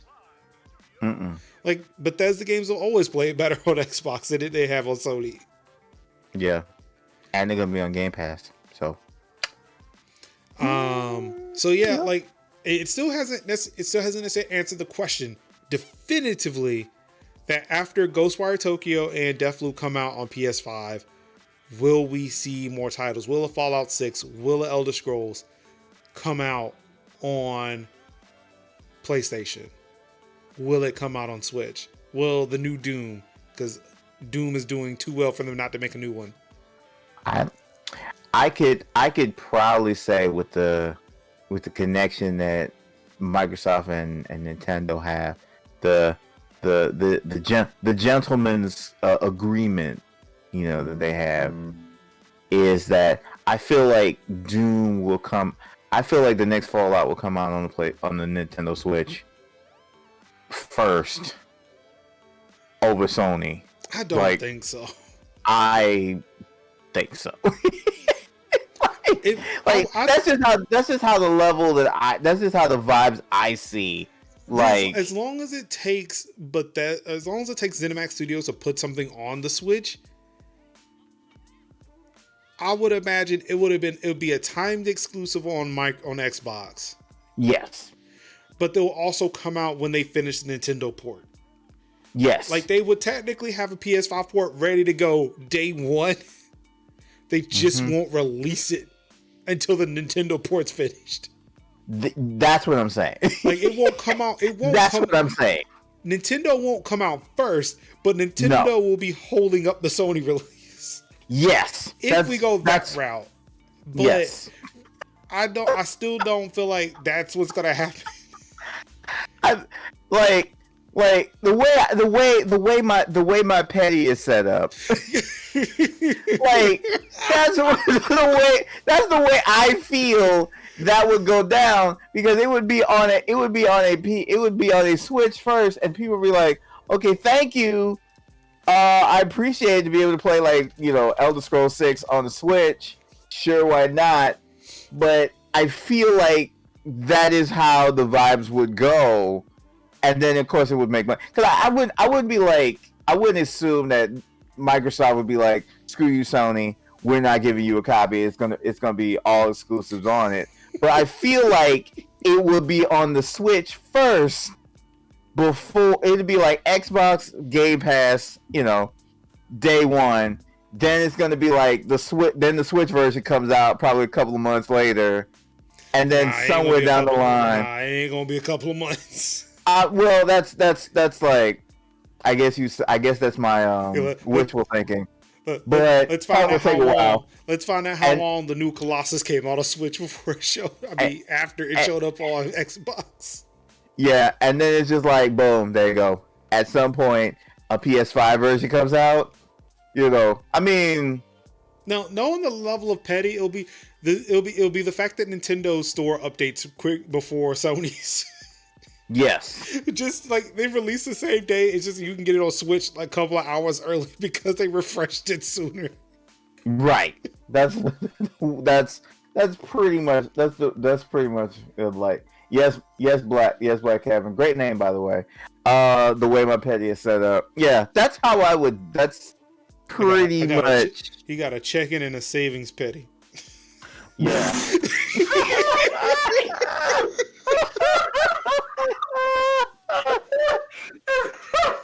Cause I mean, literally, like Microsoft, feels like, dude, Phil lost the console with no games. He don't care. Like, he'd be like, dude. Again, I've been running. So again, I'm preparing to do a video, or I may do a just chatting tomorrow about my cloud streaming adventure that I'm currently embarking on. Right. And I've been sitting there thinking, well, because I was thinking about xCloud, and like, yeah, like I really don't like xCloud because they really don't. Then I thought, so wait a second, no, xCloud, because of the Series X, like they've actually have thousands of titles that are available. Yeah, like, yeah. Microsoft does not care. Microsoft does not care. They don't care. They don't care. You got a backlog, dude. Play that. Shut up. That's what I'm saying. Shut up. Just play the games. The Series X and the Series X and the Series S came out with no like definitive Series X and Series S titles. They were supposed to be Halo, but that got pushed. So you're like, you know what? We got thousands of titles. Game Pass. Here's the console. We're gonna make sure all the games run nice. We're gonna give you all the graphical updates. Go off, and that's it. When did you ever see a console not release without generational launch titles? Like, I'm talking about generational launch titles. Now we're seeing like PS5 coming out with the remasters, the remakes. But see, okay, so I see the argument. I see what you're saying. But at the same time, last generation, or PS3 or PS4, Xbox One, so many people were fucking bitching about the fact that there was no backwards compatibility to when Mike says, "Oh, you want that? Okay, here's the console, and it's just literally that." Right. And now people, well, there's no exclusive games on the system. Well, what the fuck? Shut the fuck up, man. Thank you. It's like, you literally can take your disc from your Xbox One and put it into your Series X, and it runs better and graphically better, and you could be able to play those games. There are games that are coming out for both with smart delivery that are coming out for both the One and the Series X that can just be carried over, whether it's digital or whether it's a full disc release. I feel like it's one of those things that you need to be, y'all.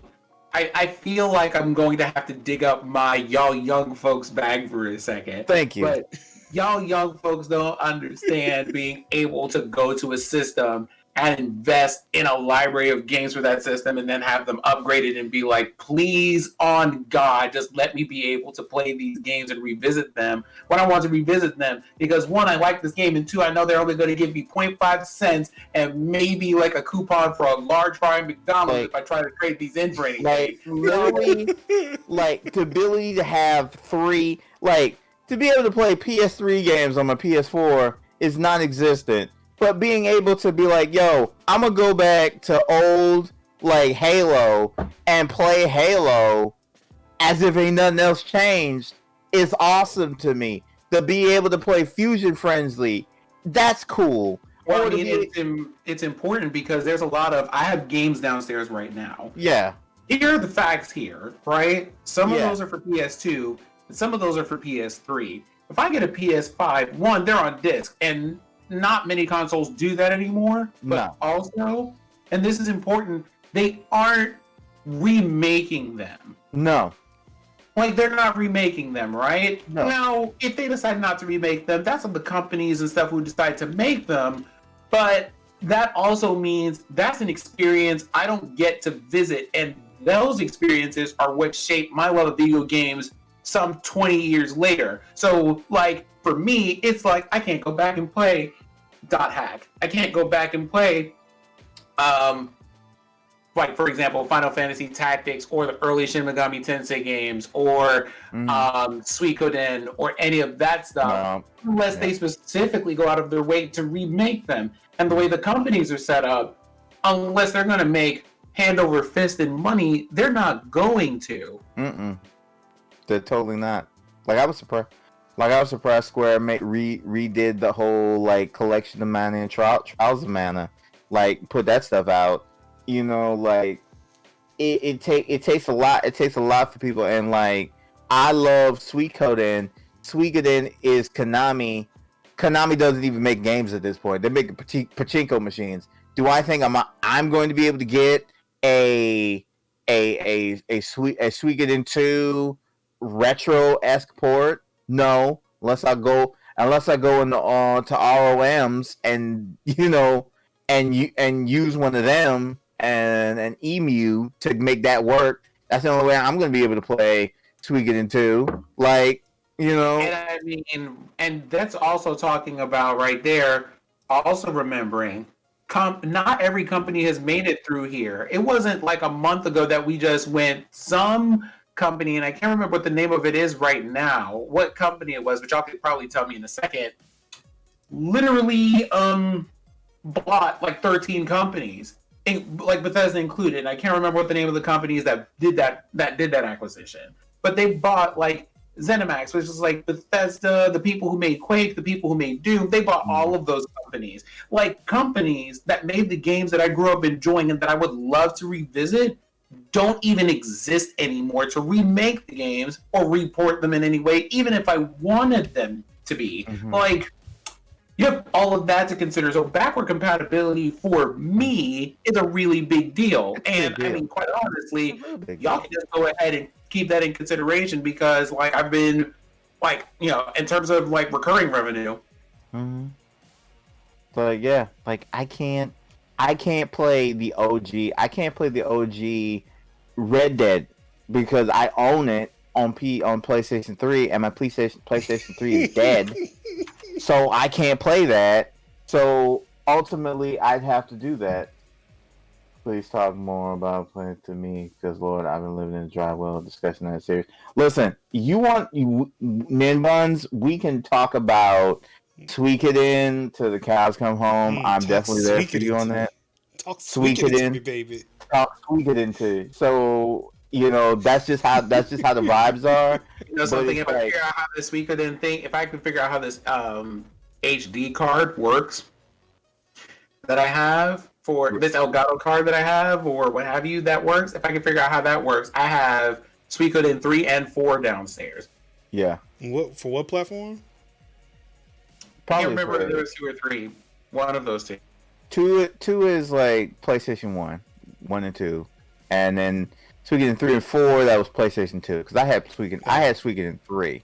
I missed Suikoden 4. There should be a device where you can convert. Composite? is composite cables, right? I can never remember composite and component. That's a sore spot for me. Component are the Red, red, blue, and green, right? blue and green. Yeah. Yeah. Composite Is the or red AV. is yellow, white, Yeah. red. Right. Best thing you always say is like AV. Best less. When you start getting the composite component, it just trips you up. Just say AV. It's the AV. worst. It's the worst. Yeah. You know what? HDMI. That's where I'm at. Just HDMI. Yeah, HDMI. Yeah, HDMI is where it is. If I can get one of fix those, all those problems. if I can get one of those converters and that, and then plug that into my capture card, I would be a happy camper. Like all the retro. I used to have actually, I think I still have my hall pod that had a little port where I can plug in composite and component cables. Yeah. Apparently, but I think apparently Hyperkin makes cables where you can plug it into like your devices and then it's exported as HDMI. So basically, it's like that's something to think about. But I'm not brave. If anybody else has tried that, let me know how that works. Because yeah, your boy is not. Yeah, I don't have old consoles like that anymore. I mean, I do, but I don't know if I want to spend upwards of almost $30 for that cable. So, and that cable works on PlayStation. I think one cable works on PlayStation and PlayStation 2. So I might try that. It's a cable that plugs directly into the video of the output, the AV output of the console. AV output of it, and then it. Okay. Yeah. So that's actually a special cable. I don't even own the console. I'd rather buy that. I'd just rather have it just to have it at this point. It's like literally like if you have the console, that's something you want. That's something you want to try. Like Magic port. Because I have my PlayStation 1 and it works. I think it works. Last time I tested it works. PlayStation 2 works, which is wild. And then PlayStation 3 is dead, which I'm pissed off about that because I don't know anybody around here to fix it. But if I knew somebody who could fix it, I would be like, here, take it. So. Anywho, doesn't seem like, so as it stated in the article, doesn't seem like Bethesda is not going to keep PlayStation fans from being able to play their games. It's just that it may be better and brighter on Xbox. Oh yeah. Speaking of Xbox, you're hoping to get one. Yeah, it ain't looking too good for you. I mean, obviously because of the pandemic, there's not much manufacturing happening. You may be waiting a while before you can get one. Even though I think Walmart has some available today, but none for like all access, which kind of bummed me out. Oh my god, the old dear Air. That shit cracked. That shit like cracked me up. The old dear Air. You heard about that? No, I have no idea what you're talking about. Basically like a seasonal Air, because it's becoming the holidays now. So they have like. So you know how like the Air 404 screens, right? Where like a site breaks and says, oh, you know, funny, like, oh, looks, the monkeys didn't finish all the code and don't look here. Like, you know, it's usually pretty funny and cute and whatever. You know, you rarely will you ever see it, but it's funny. It's cute when you do. So people are like trying to buy PlayStation 5s. And they would get, you know, like they would get the alert that it's in stock. They run in there, they put it in there, they click it, and then they would get the oh dear error. Then they would get this error, which is like a dog wearing like reindeer antlers, and it just says, "Oh dear." It seems like Santa and his elves, but like very Christmassy theme. Oh, okay. And, no, I mean, like I can appreciate that it's Christmassy theme, but also get your puns the fuck out of here. I wanted the PS5. Right. That's the energy. That's basically the energy there, where people are like literally like, are you like, and then they refresh, and then they go back to the cart, and it's like, oh, it's sold out. So like they'll have it in their cart. They just want to hit buy, and then immediately it's like, oh dear, and then they refresh, it's gone, and then so is the PS4. So PS5. I got caught up in a recaptcha loop on Walmart because I was there. I could have put it in my car. I could have put the Series X in my cart It could have just bought it. Was it? Oh wait, no. Like they didn't give me the option for all access. Like I'm only getting this if I can get all access. Right. So I backed out to see if they had it. They didn't. So I was like, okay, let me go back and see what's going on. Then it caught me in this reCAPTCHA loop. Like for like a good 2 minutes, I was just filling out reCAPTCHA. I was like, okay, you know what? Fine. Like, I don't want it this bad. I didn't want it bad before. I definitely don't want this now. Fuck you, Walmart. Be like, how many times do I have to keep locating the stoplights? But imagine somebody who really did want that damn Xbox and got caught in it. Yeah. So, like they were like, I'm not letting this go. I'm not. Who was still in it right now? Just still. Like, I'm not gonna let this Xbox go. I'm not gonna let it break me. There are 4 lights. But yeah, not gonna break me. If you were like, again, if you're hoping to catch a Series X, and again, I imagine this was going for any PlayStations, graphics cards, CPUs, any of that came out over the past few months. Yeah, you gonna be out there for a minute. Yeah, you gonna be out for a minute because all I could just say is like stay hopeful. Yeah. Stay watchful. I got close. I got close today. That's what made me feel good. I got close today. Yeah. Follow Fat Kid deals. Follow IGN deals. Kenja deals. Anything deal. Got a deal. Like anything that has deal in it, you might want to definitely check it out and have it in your notifications. To like as soon as you see it, you be able to pounce on it. And I think I saw mine through Digital Foundry deals. Oof, but Digital Foundry retweeted it, which I found very odd because they are European based and they were talking about US Walmart. And I'm like, yeah, you know what? Let me see. Because I don't think Walmart's in the UK or anywhere in Europe. But I'll find out. Let's see.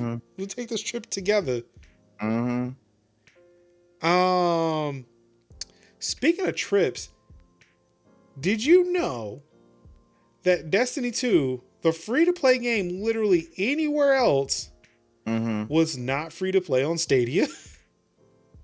Yeah. Yeah. Uh-oh. Sam's going again.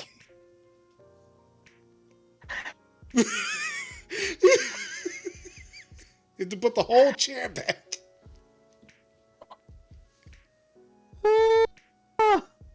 Yeah.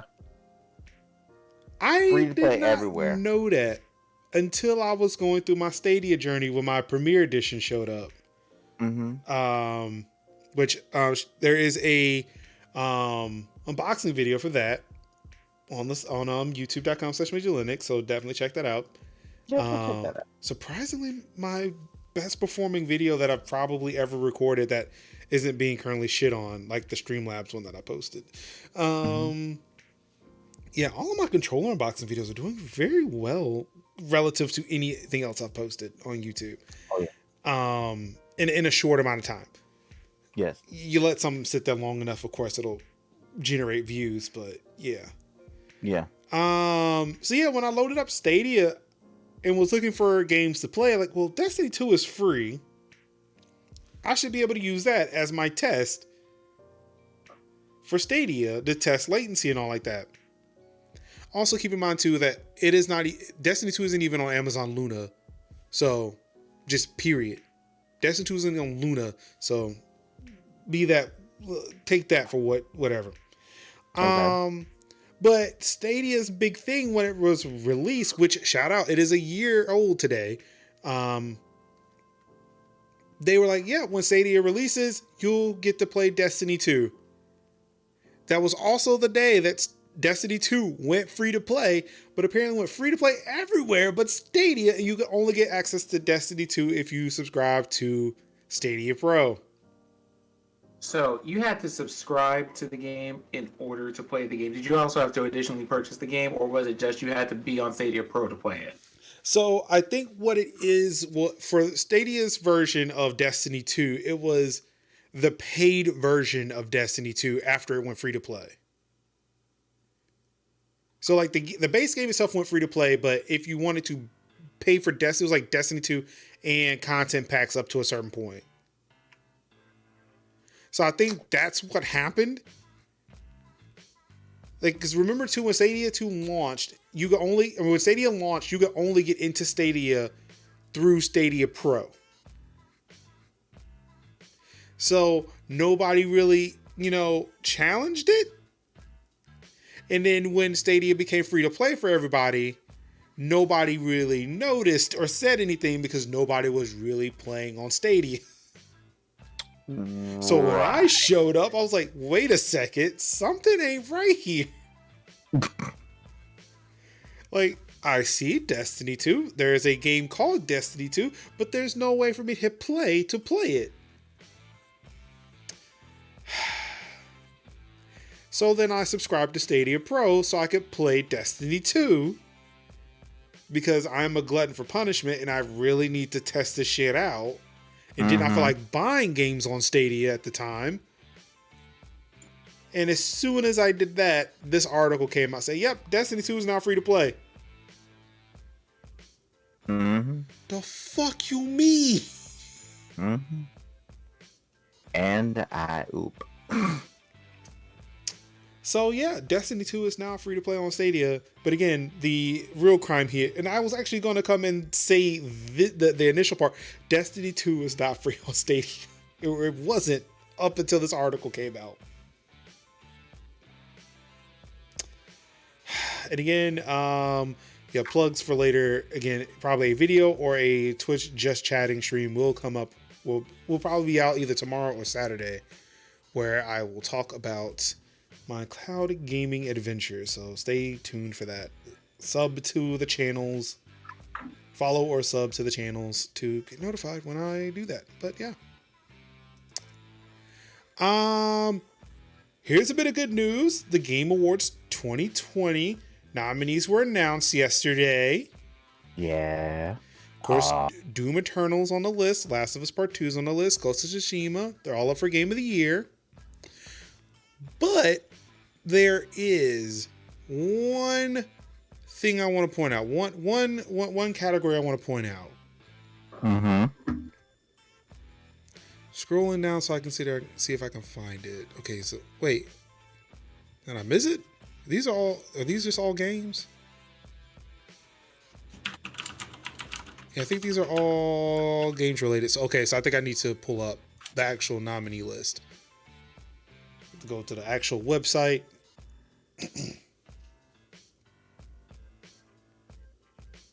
Like the one time they don't actually talk about, actual people, like influencers and all like that. It'd be this one, right? Nominees. Game direction, narrative, art direction, score and music, audio design, performance, games for impact, best ongoing indie, mobile game, community support, VR/AR, innovation and accessibility, best action adventure, role-playing, fighting, family, sim and strategy, sports, racing, multiplayer, content creator of the year. This is where I want it to be. Because I want to give a big shout out to the women over there at wait, is this it? Wait, hold on. Oh, okay. So it's her name.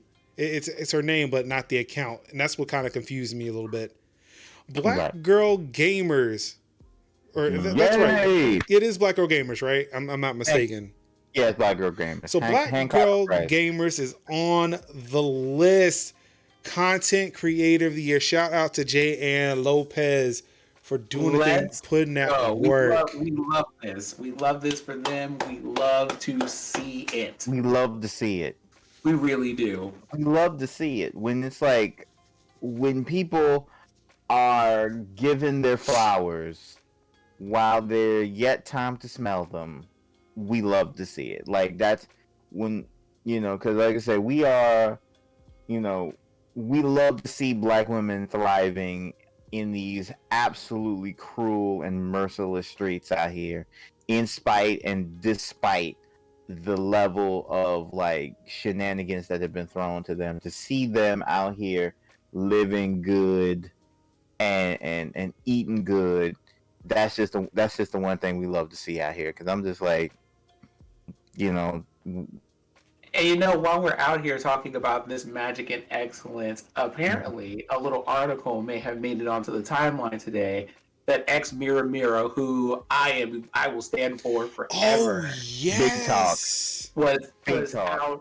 was out here, like is out here just doing the whole thing. And today's thing was finding out that she has been an advisor to EA for games. So like y'all get into it. Love it. I mean, love it. I mean, like she also launched a I forgot. She launched something this week too. She's also I'm not sure in what capacity, but she's also a member of Queen's GG. So like that's also a thing that came out, because I think that's the thing that you were talking about too. Like there was a whole little commercial and everything. Crazy in Love Beyonce Model Runway Realness when they announced that she was a member of Queen's GG. She had been teasing that for a little bit. So yeah, like that announcement came out. Like Queen's GG. So beautiful. Like she was also in a book. That I think was I forget what the book was called. Like again, amongst all the nonsense that happened this week, like there was some definitely good stuff. And Ex Mirror has definitely been. She's been doing it. She's been doing it this week. So again, shout out to X Mirror. Shout out to Black Girl Gamers. And then also shout out to Zombie and the Lady Confetti, both getting partner on the same day. Yeah. I was like, I think this past Saturday. Yep, at GlitchCon. At GlitchCon. They straight up had her on the TV and was just kind of like, so what if, like normally we like make an affiliate and a partner, and well, guess what? It's just like the joy that just came through the screen. And then Mama came out, and like I was refreshed. I was refreshed. My skin was moisturized. My crops watered. Like it was so good. My skin is clear. Scalps were oiled. I mean, beards were cleansed. It was a wonderful experience just seeing people of color, creators. And also big shout out to T-Pain and JD for hosting and holding it down too. Like somebody give JD a game show. Like JD needs to be on somebody's like prime time. Like needs to be out here, because my man has like bundles and bundles of energy, and so does T-Pain. Like, so the fact that just seeing melanated magic happen on these streams, on these live streams, gave me life and have invigorated me in this streaming process. Because I tell you, especially for Confetti, because she was like, I'm gonna push for it this time. Like not 48 hours before that happened. I'm just like, look at God. That was literally me just staring at the screen when I saw that. That was a push. I mean, at God. just seeing like Milady and Zombie Kills getting partnered, and then beforehand seeing like Betty getting one, and Twisted get partnered, and then my buddy, my homie, my best friend, the female phenom, get partnered. Awesome mommy streamer, awesome, autism advocate, and like, I'm like, I would be surprised that Aussie Pants doesn't become affiliate his damn self. just amazing to see like black women out here just thriving in this shithole that is like 2020, and I'm like, oh, so good, man. Basking in it, feeling sunlight on your epidermis and the cool breeze on your skin. It just feels nice. I legit ended up getting on YouTube and just looked at the South African national anthem for no particular reason and just listened to it on a repeat for an hour. Like, we just got the whole thing. Just the whole thing, just did the whole experience. Yeah, I just listened to like the Black Panther album again, just like, you know, like just let it just wash over you, just uh so good, just so good. It's definitely really good to see. Black women magic, you love it. Yeah. On top of that, yes, there are games to vote for, game awards. I don't know. Maybe when is this happening? Do you know when this is? Doesn't seem like there's a. Yeah, when the awards are. Yeah, I was just on the site and then clicked out before I verified that. I can look that up for you real quick. I just loaded the page back up too. Yeah, remember, I think it was like me and Big Willie-isms. We covered it for the cookout, and that was good. That was a good time. No alcohol required. Like, so.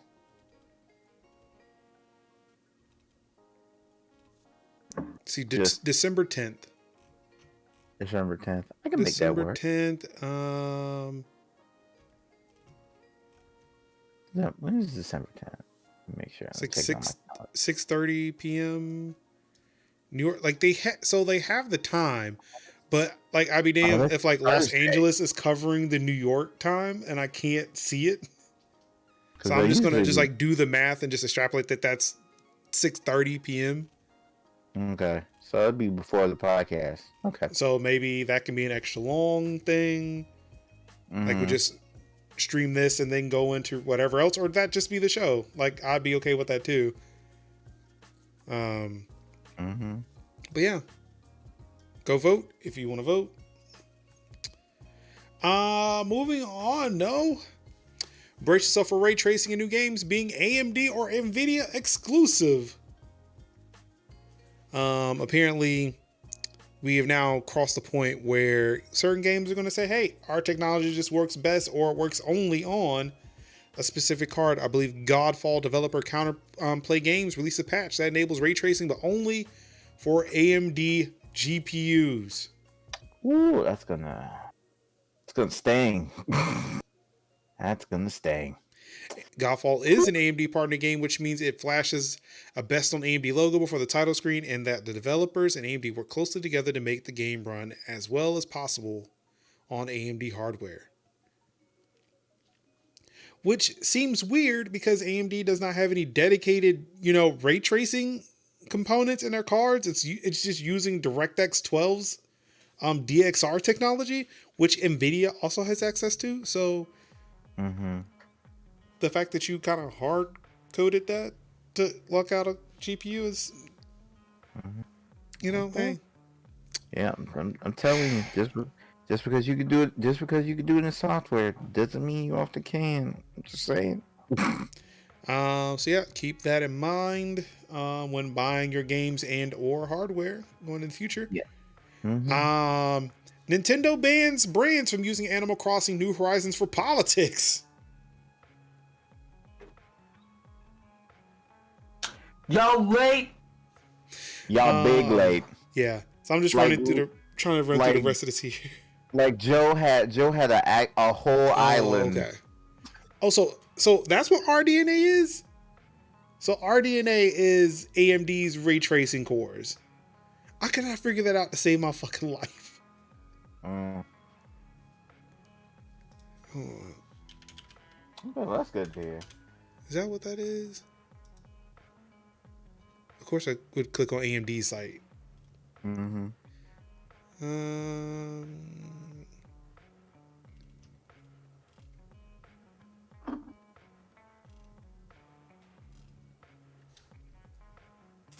Like, yeah, we do the Xbox, we do the PS5. Okay, they're terrible at marketing. Okay. Yeah. Okay, so hardware acceleration. Okay, all right, okay. So RDNA does a lot of things, but that's primarily where they're focusing it. Okay. All right, that makes sense. Yeah. GeForce Now. Speaking of the streaming gaming wars, GeForce Now has arrived on iPhone and iPad with a touch-friendly Fortnite version coming soon. GeForce Now, Nvidia has now cracked. Oh no, fuck. Luna did it first. Amazon Luna did it first. Luna is able to be streamed on an iOS device through Safari. Now GeForce Now has done it, and I did not include it, but Stadia is not too far behind, which means that xCloud is probably not that far behind either.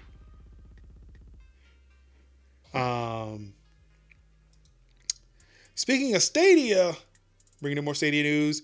If you pre-order Cyberpunk 2077 on Stadia, you too can own a Stadia Premier bundle. So you pre-order a $60 game and you get $100. You get $160 worth of product. I think that's. Someone will say that's a deal. I would say it's a deal, but it also screams of desperation. A big time.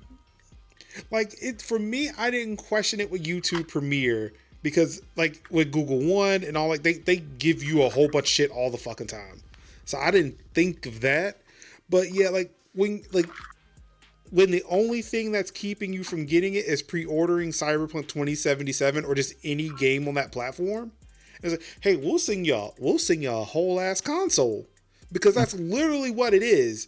Like, I'm gonna tell you, that box, like, it was a controller and the Chromecast Ultra, but honestly, the way that shit works together, that thing is literally a fucking console. The way that works together. And I am impressed. There's like, yeah, you pre-order this game, we'll send you a fucking console. That's wild. Yeah. I mean, if they're standing behind it too, like, I actually am considering playing Cyberpunk 2077 on Stadia. Like, I think that's what I'm going to do. This may be a game that I will probably have to buy again somewhere down the road when Stadia goes away, because I am still confident that it will go away. But I will I will buy Cyberpunk 2077 on Stadia and play it there. Okay. And I'm gonna try to, I need to see if I can capture Stadia from my Switch, from my HDMI Switch, see if that works. I haven't tried it yet. But yeah, if it works, then shit, like, there's a lot of stuff I could do. Like, actually get some decent visuals out of that damn thing. Because it's the only thing I got that can, well, I'm sorry, Xbox, but I mean, I think Stadia can get 4K 60. You can't do that yet, so sorry.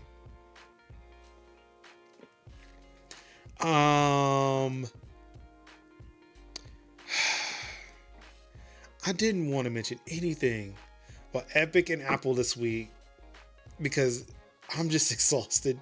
But I was woken from my nap today with this article. Epic Games founder Tim Sweeney likens fight against Apple to fight for civil rights. I'm gonna let Sin take this. Sin, the floor is yours. Oh, look. Now, I'm gonna step away for a second. Give me something to drink too. I'm also gonna take a. I'm gonna let Sim go at it. Go at it, my man. Be right back.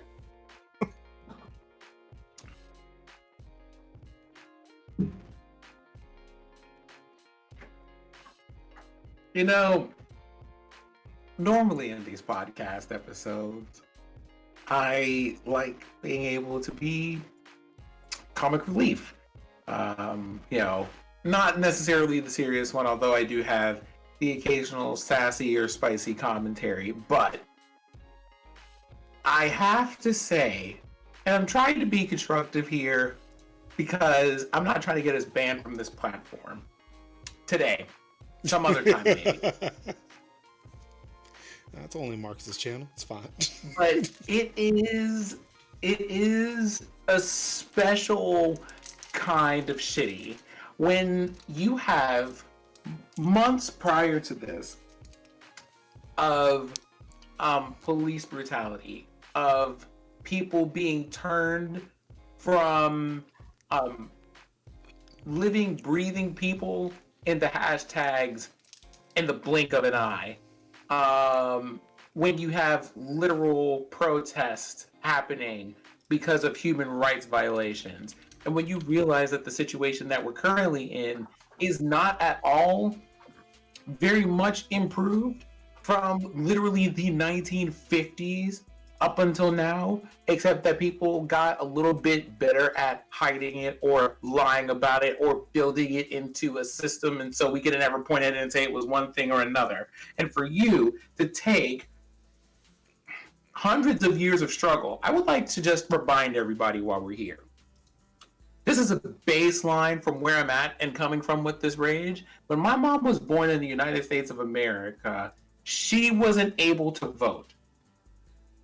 Because black women couldn't vote when my mom was born until she turned like 10. So we're gonna keep that in your back pocket, right? This person decided to take a battle over who is allowed to have more of your money for developing games to a thing that has taken the lives of person after person, family after family, half of which we don't even know because the count wasn't kept properly or was hidden under bad police paperwork, among other things, and said that these things were somehow the same.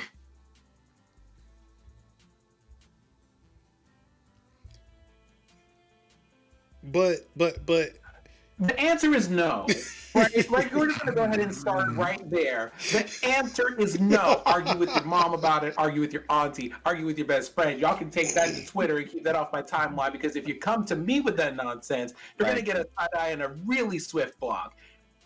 If you're lucky and catch me on a good day. Yes. So you're not sorry. like, okay, dear Tim Sweeney, where were you when the Black Lives Matter thing was happening and we were just like, we would like you to be vocal about your support? Were you putting your money where your mouth is about these social and civil rights issues? Because, like, per my last check, you were radio silent. There were tumbleweeds coming through your microphone and through your Twitter fingers. But you took the time to fix your mouth on this interview to say that this is comparable to the civil. Oh my God. Like. Oh my God.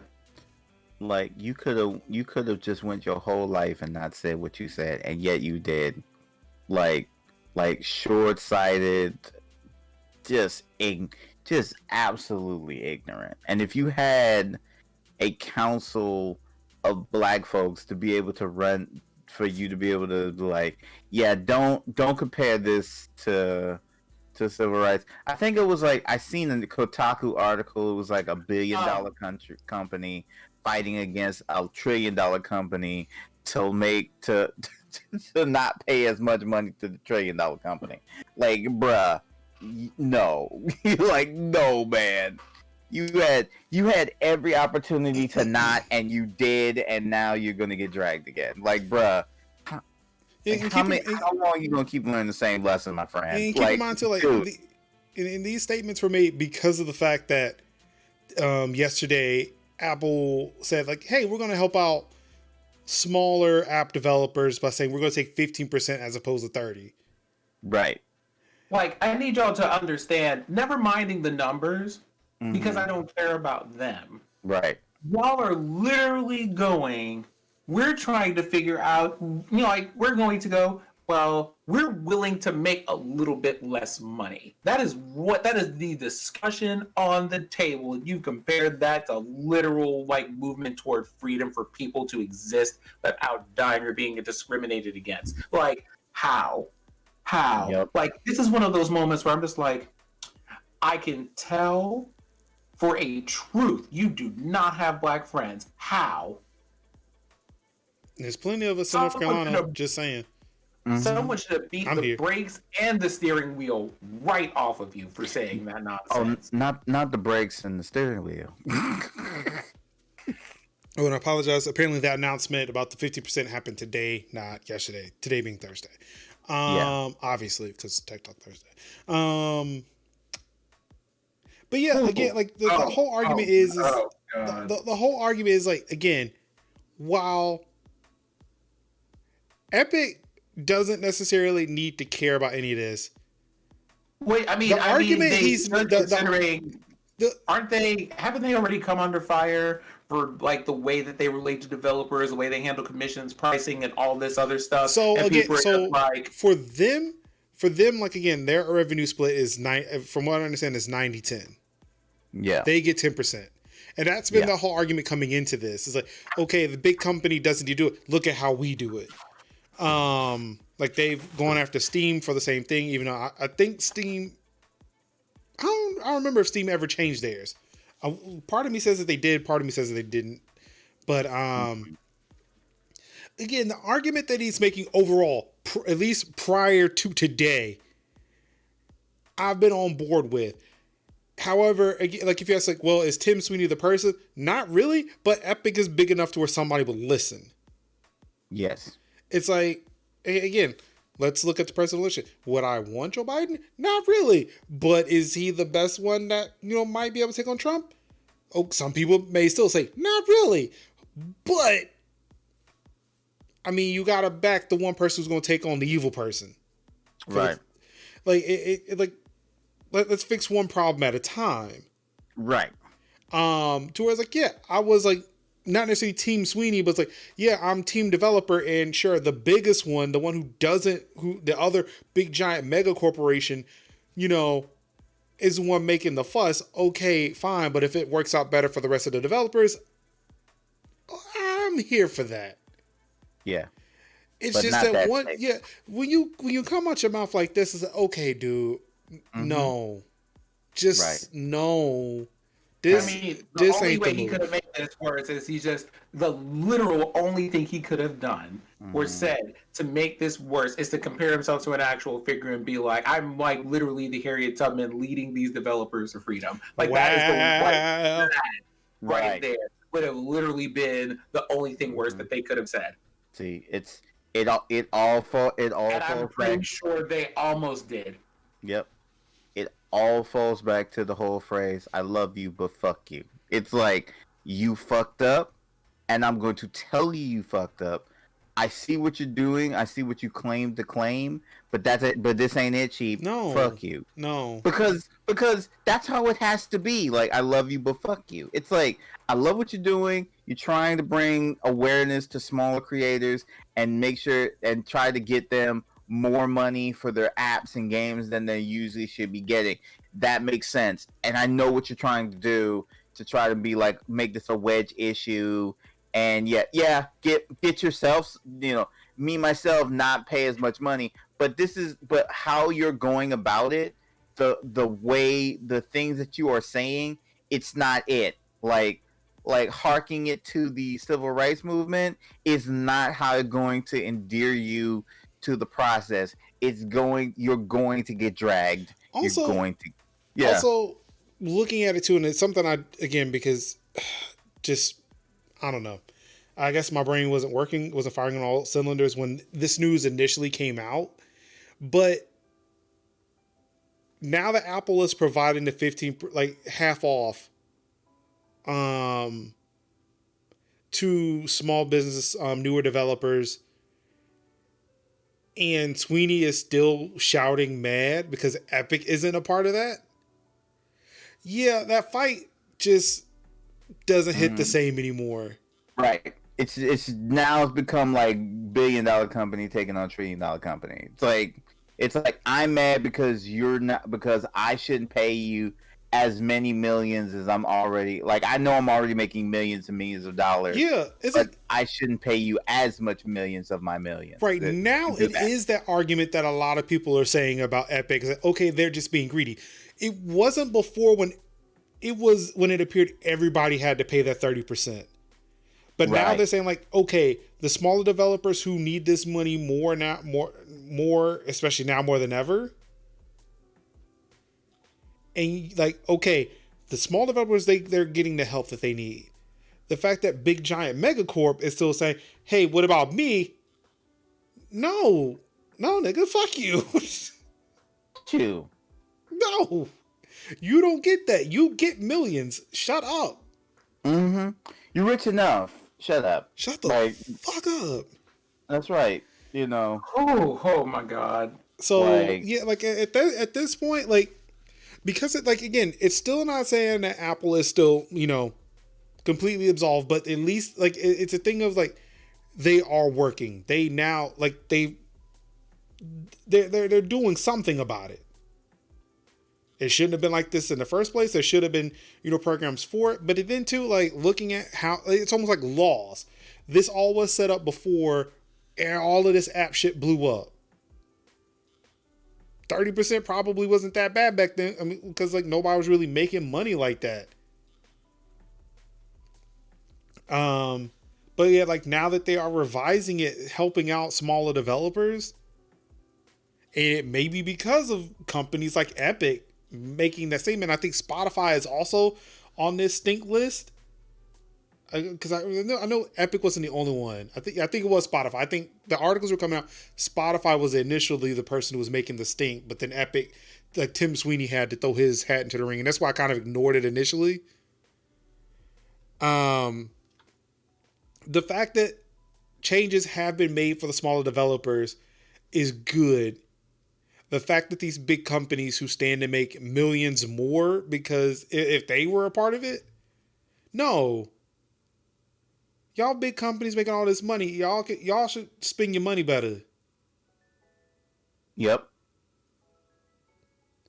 Like, the fuck out of here, man.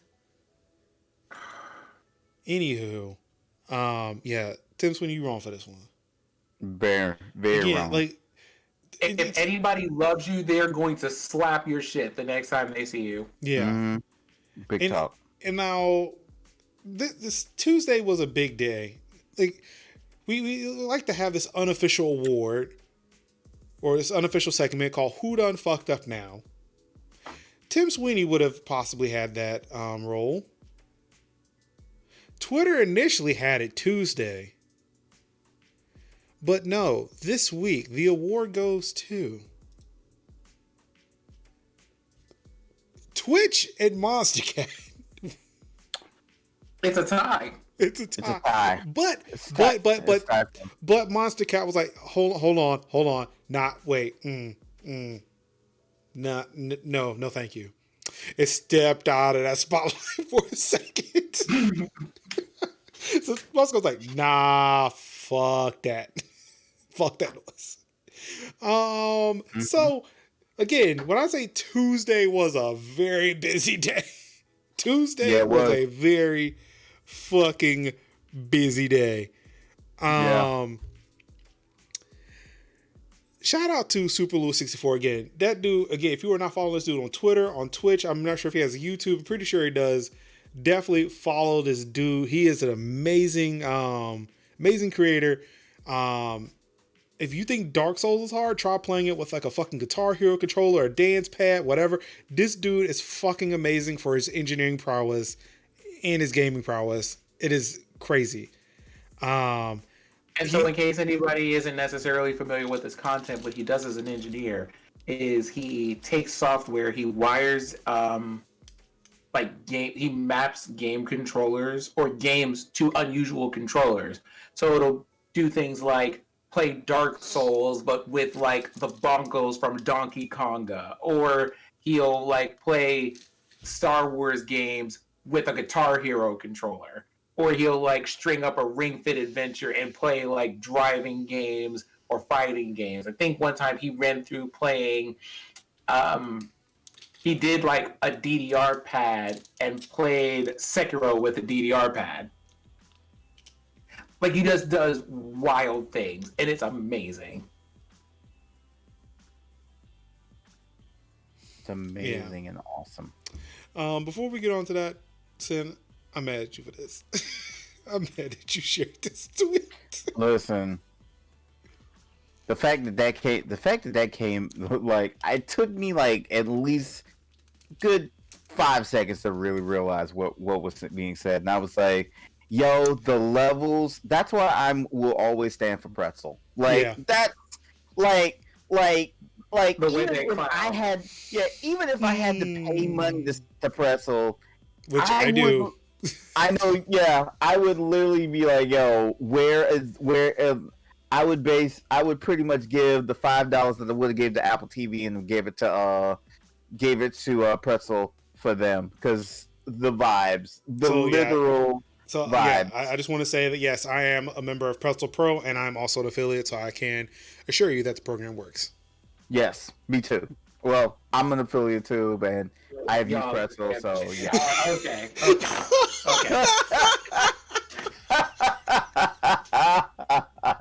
Thanks, Pretzel. You rock. Hey. Hey. Anywho, so yeah, Tuesday, Monster Cat comes out saying, hey, if you pay for Monster Cat Gold, Yes. you are rocking with Monster Cat Gold for 30 days, you can become an affiliate through Twitch and begin earning money on your content. Can they though? Yeah, so that's the thing. And I'm not sure, you shared that new tweet, right? I sure did. Yeah. Let me see if I can grab that real quick. The one where they had to change course with the swiftness, though. There we go. Because none of these articles reflect this new information, or they may, and I just haven't looked at them yet. However, Monster Cat quickly realized there was an issue here. And the next day, or was this the next day or 2 days? I don't know. It seemed like the next day. No, today. It was today. They rolled it back and said, yeah, if you subscribe with us for 30 days and, then go to Twitch, you can apply for affiliate, but you had to have done the other things for affiliate first. And be in good standing and all this other stuff. And so they put in the link of all this other things that register that tell you how the affiliate stuff works. So basically, instead of being like, "Oh yeah, we're gonna fast track you to," yeah, you gotta do you can pay for it, but then still gotta do the work. Oh no, there was also there's a follow-up tweet here that it might be worth it that says from Monster Cat that says, in order to clarify your original post, all current Gold subscribers must meet Twitch's affiliates criteria. Our goal was never to take away from the achievements that affiliates work for in their time for streaming on Twitch. We will soon be announcing opportunities that benefit the entire affiliate and partner community. Mind you, right? The day before, so right, to give you kind of a 24-hour lapse of a whole day. Tweets, right? First they said, we're teaming up to bring fast track affiliate status for Monster Gold subscribers. The very next thing was to clarify our original post as a reply to the original one, which to their credit, they didn't delete, I guess.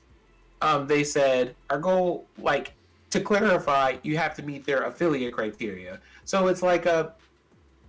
How are you fast tracking anything? How are you fast tracking anything? But that's not what you said. You said fast track. You said you get gold and, get gold X amount and you fast tracked. You become an affiliate. But then you trying to clarify, but you still got to do what you got to do. That's not fast tracking. That's me just still putting the work.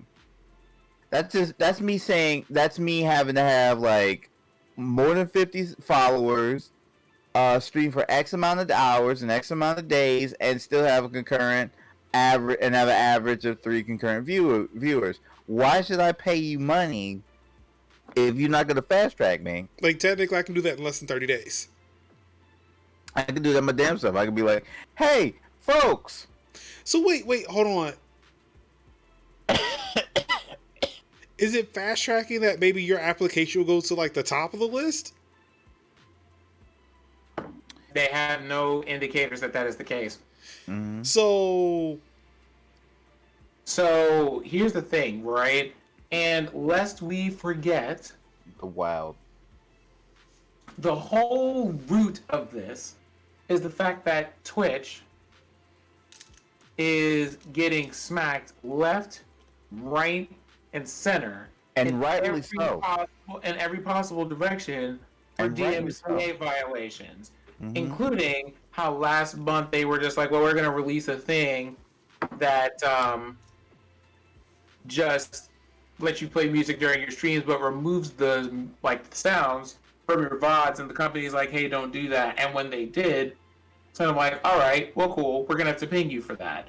And so I'm guessing they're trying to partner up with companies like Monster Cat, who have those playlists, and going like, hey, you can just use our, like, we have a, like Monster Cat really could have just said, hey, we have a subscription service you can use to get this library of music or whatever. Twitch could have paid Monster Cat and said, hey, we partnered with Monster Cat to give you music you can use for your streams. It comes from this list. Here's where you need to go to sign up to use it, or what have you.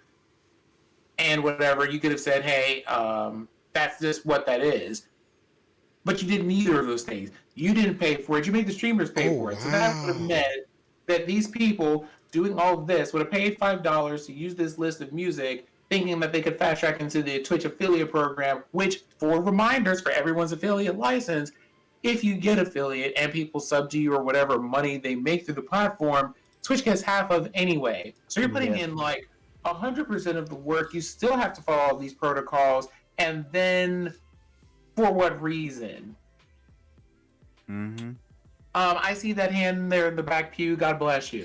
So I'm not sure if you're seeing the stream here, but the link to the link that Monster Cat tweeted in that original tweet, the page doesn't exist anymore. What actually adds to this is this banner that's up top.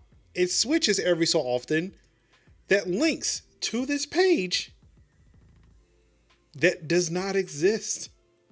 Wait, what are we talking about? The Monster Cat /Twitch -affiliate page that's linked in the initial tweet from Monster Cat. Mm-hmm. Oh, that's gone. To 404.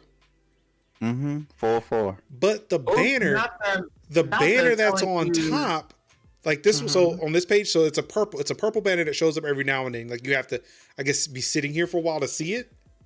If you click it, because it still says, all right, there it goes. Monster Cat has teamed up with Twitch to make affiliate status available to Monster Cat Gold subscribers. You click it. Shabba shabba. Page not fat. Mm-hmm. Disappeared. He gone, baby. Not this. Mm-hmm. Not Monster Cat Go. I'm like, hold up. Mm-hmm. Yes, the old deer. Yeah, exactly. Exactly, BK. Not this. We brought it around. Ladies and gentlemen, that's what we call in the business a callback. Yes, right. Yes, sir. Listen, when I tell you the literal, like, yo, the backlash was quick and was quick. No. Okay, can I tell you that my favorite response to this was someone going, can I just get my popcorn, my shades, and my tea prepared for when this person reads this? And like 4 tweets later, they said, I have noticed the tweet. Please hold for a response. Like, that was it. That was just like, y'all, the spice that's about to come out the whole community for this. I mean, now, truthfully, let's say that they didn't change anything. If you feel like, like you wanted to buy your way into like a fast track of things, that's on you. Like, that's your thing to do. That's fine. That's the money to spend, right? Whatever. Like you do you on that. But the thing is, it's real shiesty, I feel, of Twitch to like even allow something to be misconstrued in a way that a company could say like, hey, we can put you on a fast track to affiliate if this happens, right? Because Twitch wasn't coming to save them when this whole thing blew up, and we knew that, but we're not going to get into it. So they do this whole thing where they say, hey, if you pay this money, you then have to put in your time to do the affiliate things in order for Twitch to take half of the money that you would make as an affiliate, and then maybe some portion of that less whenever you make a partner, if and when that happens, because the requirements for partner are a fucking cloud. So, like, yo, really though? Mm-hmm. I noticed there was another person that had made a tweet that said, people who aren't partners, they don't get not partners. People who are not affiliates, just regular basic streamers. So you have streamers, reg streamers, affiliate streamers, partner streamers. Okay, regular streamers, there's no ads on their streams. affiliates. I think that's about to change. That's about to change now. But it was like, but affiliates get all the ads because there's the ad revenue. You share the portion of the ad revenue. So if you decide, oh, I'm going to make a whole bunch of more affiliates, then that means, oh, I can get more people. I can get more people to have ads on their channel, which again, just as Major says, that's going to change. So it would be like there's going to be more affiliates with ads on their channel, which means more ad revenue that's going to be coming in. So, I mean, it's not like YouTube didn't just do this yesterday, but that's a separate topic for another day. That's a definite. I think that's on the cutting room floor for this show. That was a dishonorable mention. Yeah. But that was like it was literally the vitriol, but because it's YouTube, nobody really care. But it's like it's one of those things of like that's YouTube. YouTube go to YouTube on YouTube. But seeing Twitch pull this, but seeing Twitch literally saying, hey, y'all could, if you sign up with this company, you could get fast track to affiliate, was so much worse by comparison. It was just like, yo, we cannot not talk about it. We cannot not talk about it. Like, it's just, it's weird. It's really weird. It's weird and grimy. Like I tweeted, it's pay to plug. Yeah. Because Switch takes half. Yeah. Wait, hand clap of praise for that. Yeah, I was like I had to go back and say, look, I wasn't sure if that joke was going to play. I'm glad it did. It did. Yeah, it played real well. It was. I'll be sitting over here and I'll be sitting on some gems. Like I rolled out another one today and I was really happy about it. I'm glad I was able to bring that into the internet today. I've been sitting on the Jesus Take the Wheel one for months because I've been shouting that at my family for so long. Yeah. Oh boy. So yeah, I mean we can. Yeah, I was going to cover what the website said, but that's not there. And of course, shout out to Kotaku. They wrote an article about it. And yes, streamers are baffled. We still are. And we just became even more baffled today. Baffled. Because it's like, why? Why? But yeah. Again. I don't know. Like, I would say that Monster Cat stepped back from it. And that they absolutely did, though. No, I'm talking about stepping back from our award of who done fucked up now. Oh no, yeah. I would say that they did, but seeing how they just scrubbed the internet of all of this, so we just moved that light back to show you again. No, it's we found you. You remember that one time that someone said you sound like Terry Crews, and I think who was it, Chance the Rapper, who was like, "Hold on." No, I'm good, thanks. And retracted that whole thing. It was like, like I think it was like Chance was talking about something or other, and I can't even remember what it was. And then Terry Crews is like, I see we're like here on the same hill, willing to ride or die for this whole thing. And Chance was like, you know what? Never mind. See, I'm good. Go ahead and educate me. I don't need to be up here. Right. I'm good. I'm gonna let you be on that hill by yourself. You're on your own, my friend.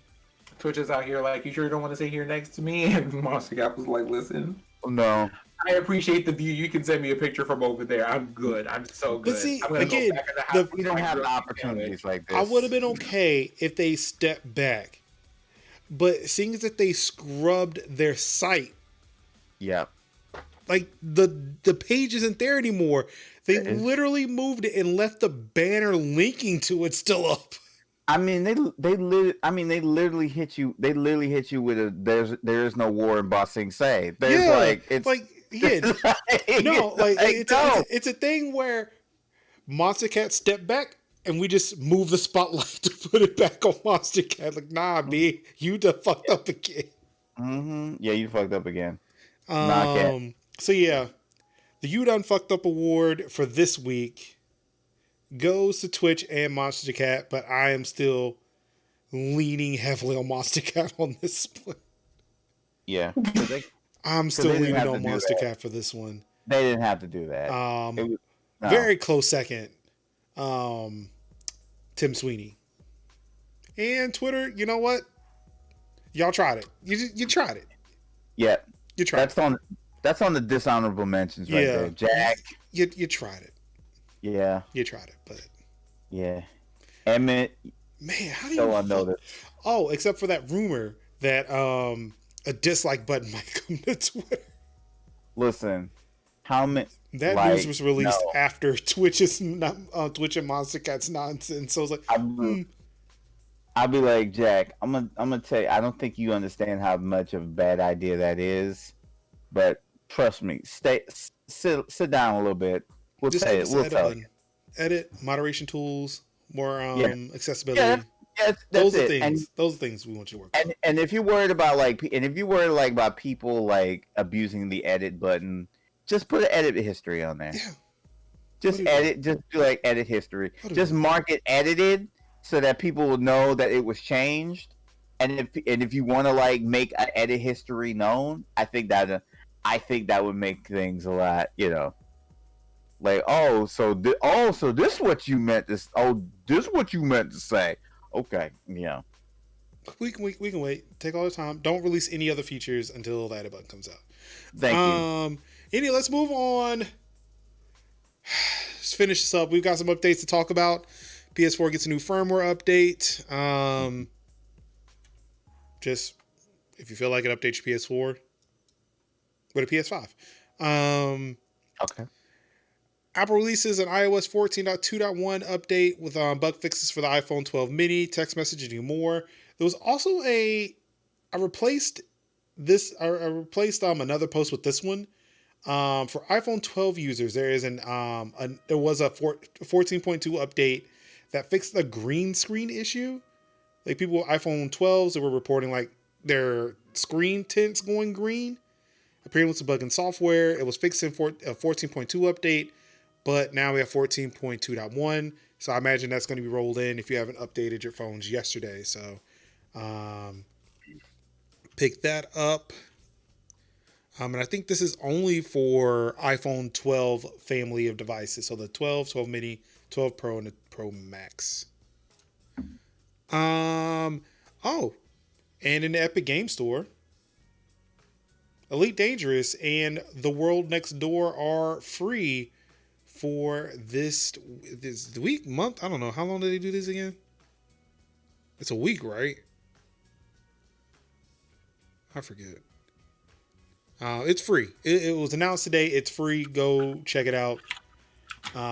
Elite Dangerous. Apparently everybody's playing some Elite Dangerous.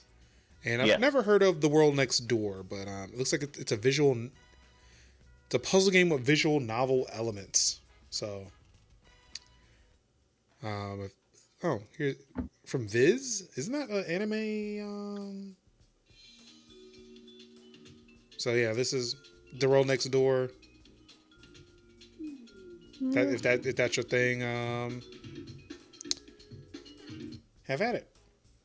Yeah. But I'm sorry, what was that? No, I'm saying it just looks pretty cool. Yeah, so that's it for this week. We did it. How you feeling, Sam? Indeed, we did. I'm just. It's Thanksgiving next week. What I'm gonna say is this: dear corporations everywhere, give us a fucking break. When elections were last week, y'all out here just doing things this week. I just need y'all not to do something else. Just don't do something else. Literally, just don't make things worse. And the easiest way for you to do that is not to do anything else. Just go on vacation. Go on break. Update nothing except for the front page carousel and leave people alone. Yeah, just say Happy Thanksgiving, and that's about it. That's about it. Like, because the less y'all say, the better y'all like social media teams are gonna be. Because I'm gonna tell you, like, just don't Just don't need to say. Just don't even say anything. CEOs need to be seen and not heard. That is my rule. Until literally 2024. Just don't even say nothing. I like everybody, all the CEOs like Jeff and Sundar and Mark. Just And need Jack. to take and Jack and Emmett. Just take long extended vacations. Just come back. Just come back sometime in like 2021 when you guys are nice and refreshed on your private islands, counting your money, dodging the coronavirus. Just bask in the rays of your richness and not say anything, because we don't expect great things from you. We don't expect great things from you. Like, we don't expect you to have these great and wonderful sayings, because we know you don't believe them. So just live your best life and come back fresh. Just come back fresh. That's it. I mean, just send somebody else back, and hopefully someone with more melanin than you. Okay. Yeah. Wow. Get your melanin people and let them make statements. Wow. Talk to the melanated among you, and have them make statements right there. Just come back fresh. Just have a nice vacation. Live your best. Let's live your best life, and hopefully, just away. Mm-hmm. Just live your best life away and quietly. Just turn the phones off, and paraglide. That's all. All right, gentlemen. Yes, that's it for another episode of Tech Talk Thursday. Kev, what you got going on this week? Are you just on break? Well, really, I've just been playing some really cool games. One, I've been playing Carto. That was fun. Play that. If you got Game Pass, go check that out. It's really, really cute indie game. My mod got me hooked on it, and I like it a lot. Second thing that we're playing is basically playing Dragon Quest 11. The definitive edition. The demo is on Steam, and if you have a PC if you have a relatively good graphics PC, I highly recommend you play Dragon Quest on PC. It is so gorgeous. It's gorgeous, and it runs like butter on my 1060. Yeah, that thing was like 10. It's a 10-hour demo. I think we covered that a few weeks ago. Yeah, it's a 10-hour demo. I really don't want to get that far into the game and then have to restart those 10 hours again. So I just been let you save that progress, right? Why would they let you play that long and then make you do it again? That doesn't seem right. Yeah, I would hope so. But here's the funny thing: it's free. It's going to be coming out free on Game Pass, which is not on Steam. So I don't know if my progress is going to carry over. So that's kind of why I'm like, I really just want to see if it's going to run okay. Hate to see it. Yeah, I literally just played 45 minutes, and I'm like, yo, I really don't want to play any more of these 10 hours. Okay. So you stopped. You stopped long before. Yeah. Okay. Yeah, I stopped. Okay. I stopped long before because I just wanted to be like, let me see how this looks on my PC. Oh, it looks great. Great. Now I'm gonna install it and Game Pass to come out, because that's gonna come out on the 4th of December. Okay. Which if you have Game Pass, you should definitely try it out. It's a wonderful addition to Game Pass. It's a wonderful addition to the Dragon Quest edition. It's the definitive. It has all the bells and whistles that was on the Switch version, which that was the first. And so now all of it's coming out, and if you don't, for whatever reason, fuck it, I don't want to play it on Game Pass. Well, it's $40. It's $40 pretty much it's $40. $40 on Steam, $40 on PlayStation 4. I was going to buy the PlayStation 4 version until I found out about Game Pass, and then I'm like, yep, I think that's a sign. I think that's a sign that I should play it on Game Pass. So, cool. And also waiting for Like a Dragon to come on Game Pass too, but I don't think that's going to happen, but I could dream. But all the other Yakuza games, I'm probably gonna dabble in that. I'd be surprised if it didn't. I'd be surprised if it didn't. As far as it doesn't, and we watched a lot of like food videos. I've been watching a lot of Korean street food videos because just like Sin says, it's been a fucking hell of a week. So other than that, I've been okay. So we're probably gonna watch some more after I get over here. So yeah, you know the vibe. So that's been my week. Sin. This week, aside from the technology news, for me has been pretty encouraging. We did we had some good work things happen. I finally got to clean my kitchen. Now this sounds like really, like highlight of the week is like me cleaning my kitchen, but it was one of those. I went downstairs to wash like one whole dish, and I'm like, there's been some other stuff you've been meaning to do around here, and that just turned into like an hour of me like cleaning everything and bleaching everything and stuff. And it's just kind of like when I get done with this, kind of like, this looks pretty nice. I might, but it's the thing I hate about cleaning the kitchen. You get it like really good and clean, and then you're just like, if anybody even like drops one speck of dust in here, I'm gonna have to kill them. Hey. Yep. I'm gonna have to kill them. But yeah.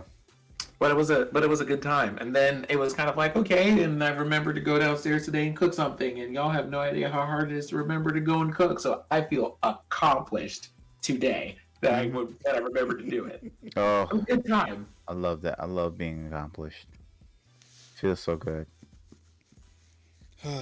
So let's see. For me, it's still more trying to relax, trying to figure out. I don't know. Like it seems like my life has been doing some weird things on the back end of actual life for some weird reason that I know of, but am not at liberty to share at the moment. So yeah, it's me trying to find time to relax in the middle of whatever crisis I find myself in. I'm hoping to get back into streaming soon. Still not sure when that's going to be, but I do miss playing like Watch Dogs. Again, Cyberpunk's coming out in like a couple of weeks, about 2 or 3 weeks. So yeah, I need to find some level of normalcy, but people will not allow me to have it until God knows when. So I don't know. But yeah, again, either tomorrow or Saturday, I will either stream or put out a video kind of detailing my journey into cloud gaming, kind of where it is right now. Cause again, Stadia is now a year old. So, and did not know that until today. So that'll actually really kind of weigh into what I talk about this weekend in regards to that stuff. But yeah, having been able to play like all the major players so far, we'll like to kind of discuss like where that's going and, is it like who actually is going to be here to stay? What that looks like. So yeah, I'm excited to get into this stuff here. We can sit and talk shit about like Stadia and all like that, but again, like once, like if you haven't tried it, like I feel like you can't really say much about it.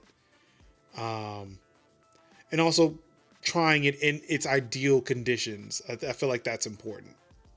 Mm-hmm. So yeah, I'm gonna sit down, talk to that a little bit. But yeah, it's just for me here, just trying to find more time to relax and just get rest. I'm fucking tired all the time now. Also, yeah, don't build Steam caches. Don't do that. Like, unless you know what you're doing, don't do it. Because, places like Netflix and Hulu will ban your IP address because you were doing what appear to be shady things on a CDN. And you may end up spending $15 a month to get dedicated static IP addresses so you can change them and be able to access Netflix and Hulu again. Wow. That was my week. And now I am watching Netflix and Hulu more often because, boy, you don't realize what you have until it's gone. Facts. When there was no more Office to watch. was like, okay, no, we gotta fix this. When I could not watch Superstore, that was the straw that broke the camel's back for me. When I could not watch Superstore on Hulu, I was like, no, we have to fix this. I cannot. That's my show. That's one of my shows. I have to watch Superstore. Oh, I would not know how to feel if I couldn't watch The Crown.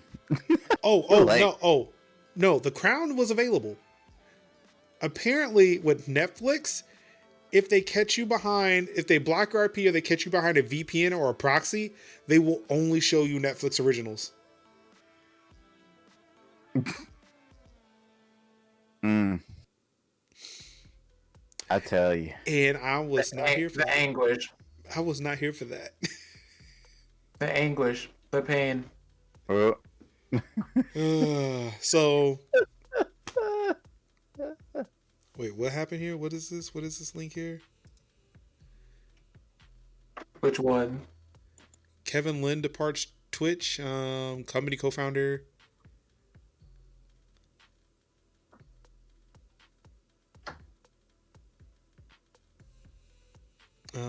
It's founding Justin TV, where he was CEO. 2008 and remained on through the rules. Wait, was he in the what? Wait, was he in the emote? I mean, they show a picture of him.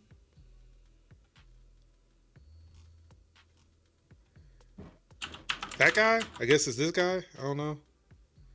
What's weird is like they show that picture in that little thing, but they don't show a picture of him in the article itself. He was the CEO until 2018.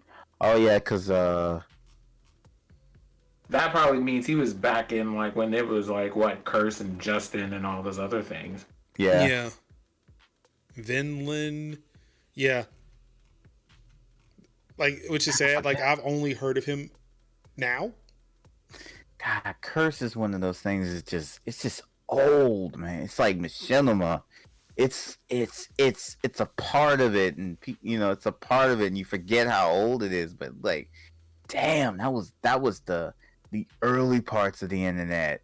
Yeah, I forgot about Curse. Yeah, I get reminded about Curse when it was like I was watching stuff like the leaderboard and stuff. One of them programs was like, wow, I forgot about Curse. The only reason why I remember that Curse exists is because of a particular emote. Yeah, that fire emote, yeah. Yeah, that fire emote, yeah. Like, have fun and enjoy the game. Yeah. Well, that's going to do it for us this evening, November 19th, 2020. Of course, I've been one of your hosts, Major Linux, KKS Gaming, Sinziak. We all out here. Thank y'all so much for tuning in. Of course, you guys could have been anywhere in the world watching any stream in the world. Oh, wait. I'm sorry. Before I go any further than that, on behalf of KKS Gaming, on behalf of Sinziak, on behalf of the GOAT, Hideo Sanaka, it's been a pleasure. You all could have been anywhere in the world watching any stream in the world. You could have been reading the tech news yourself, but no. You let us flame them to death for you. Because that is what we do. Roast them to a crisp. A fine golden brown. Chef's kiss. On salt bag. Yes. On Tech Talk Thursdays. Thank you all so much for tuning in. And again, we will not, because again, people who understand how to rest, unlike me, are telling me not to do this. We will not be live next Thursday. We will see you all. What is it? Will it be what is it? Oh, December 3rd. We'll be back on December 3rd. We're gonna take a break, a much needed break. Yes. So man, actually, I may not stream next week just to have a whole ass week to not do anything.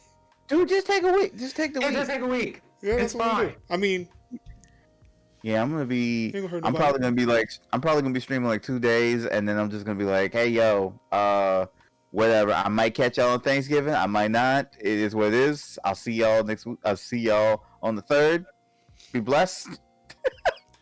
Good. So maybe what I'll do is I'll take this week to discuss with you guys what we're going to do with some expansion plans. Okay.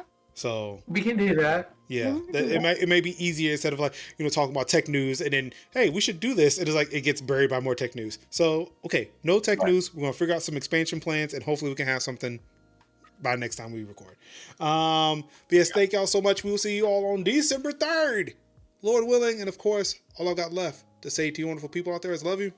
Peace. How? Wakanda forever.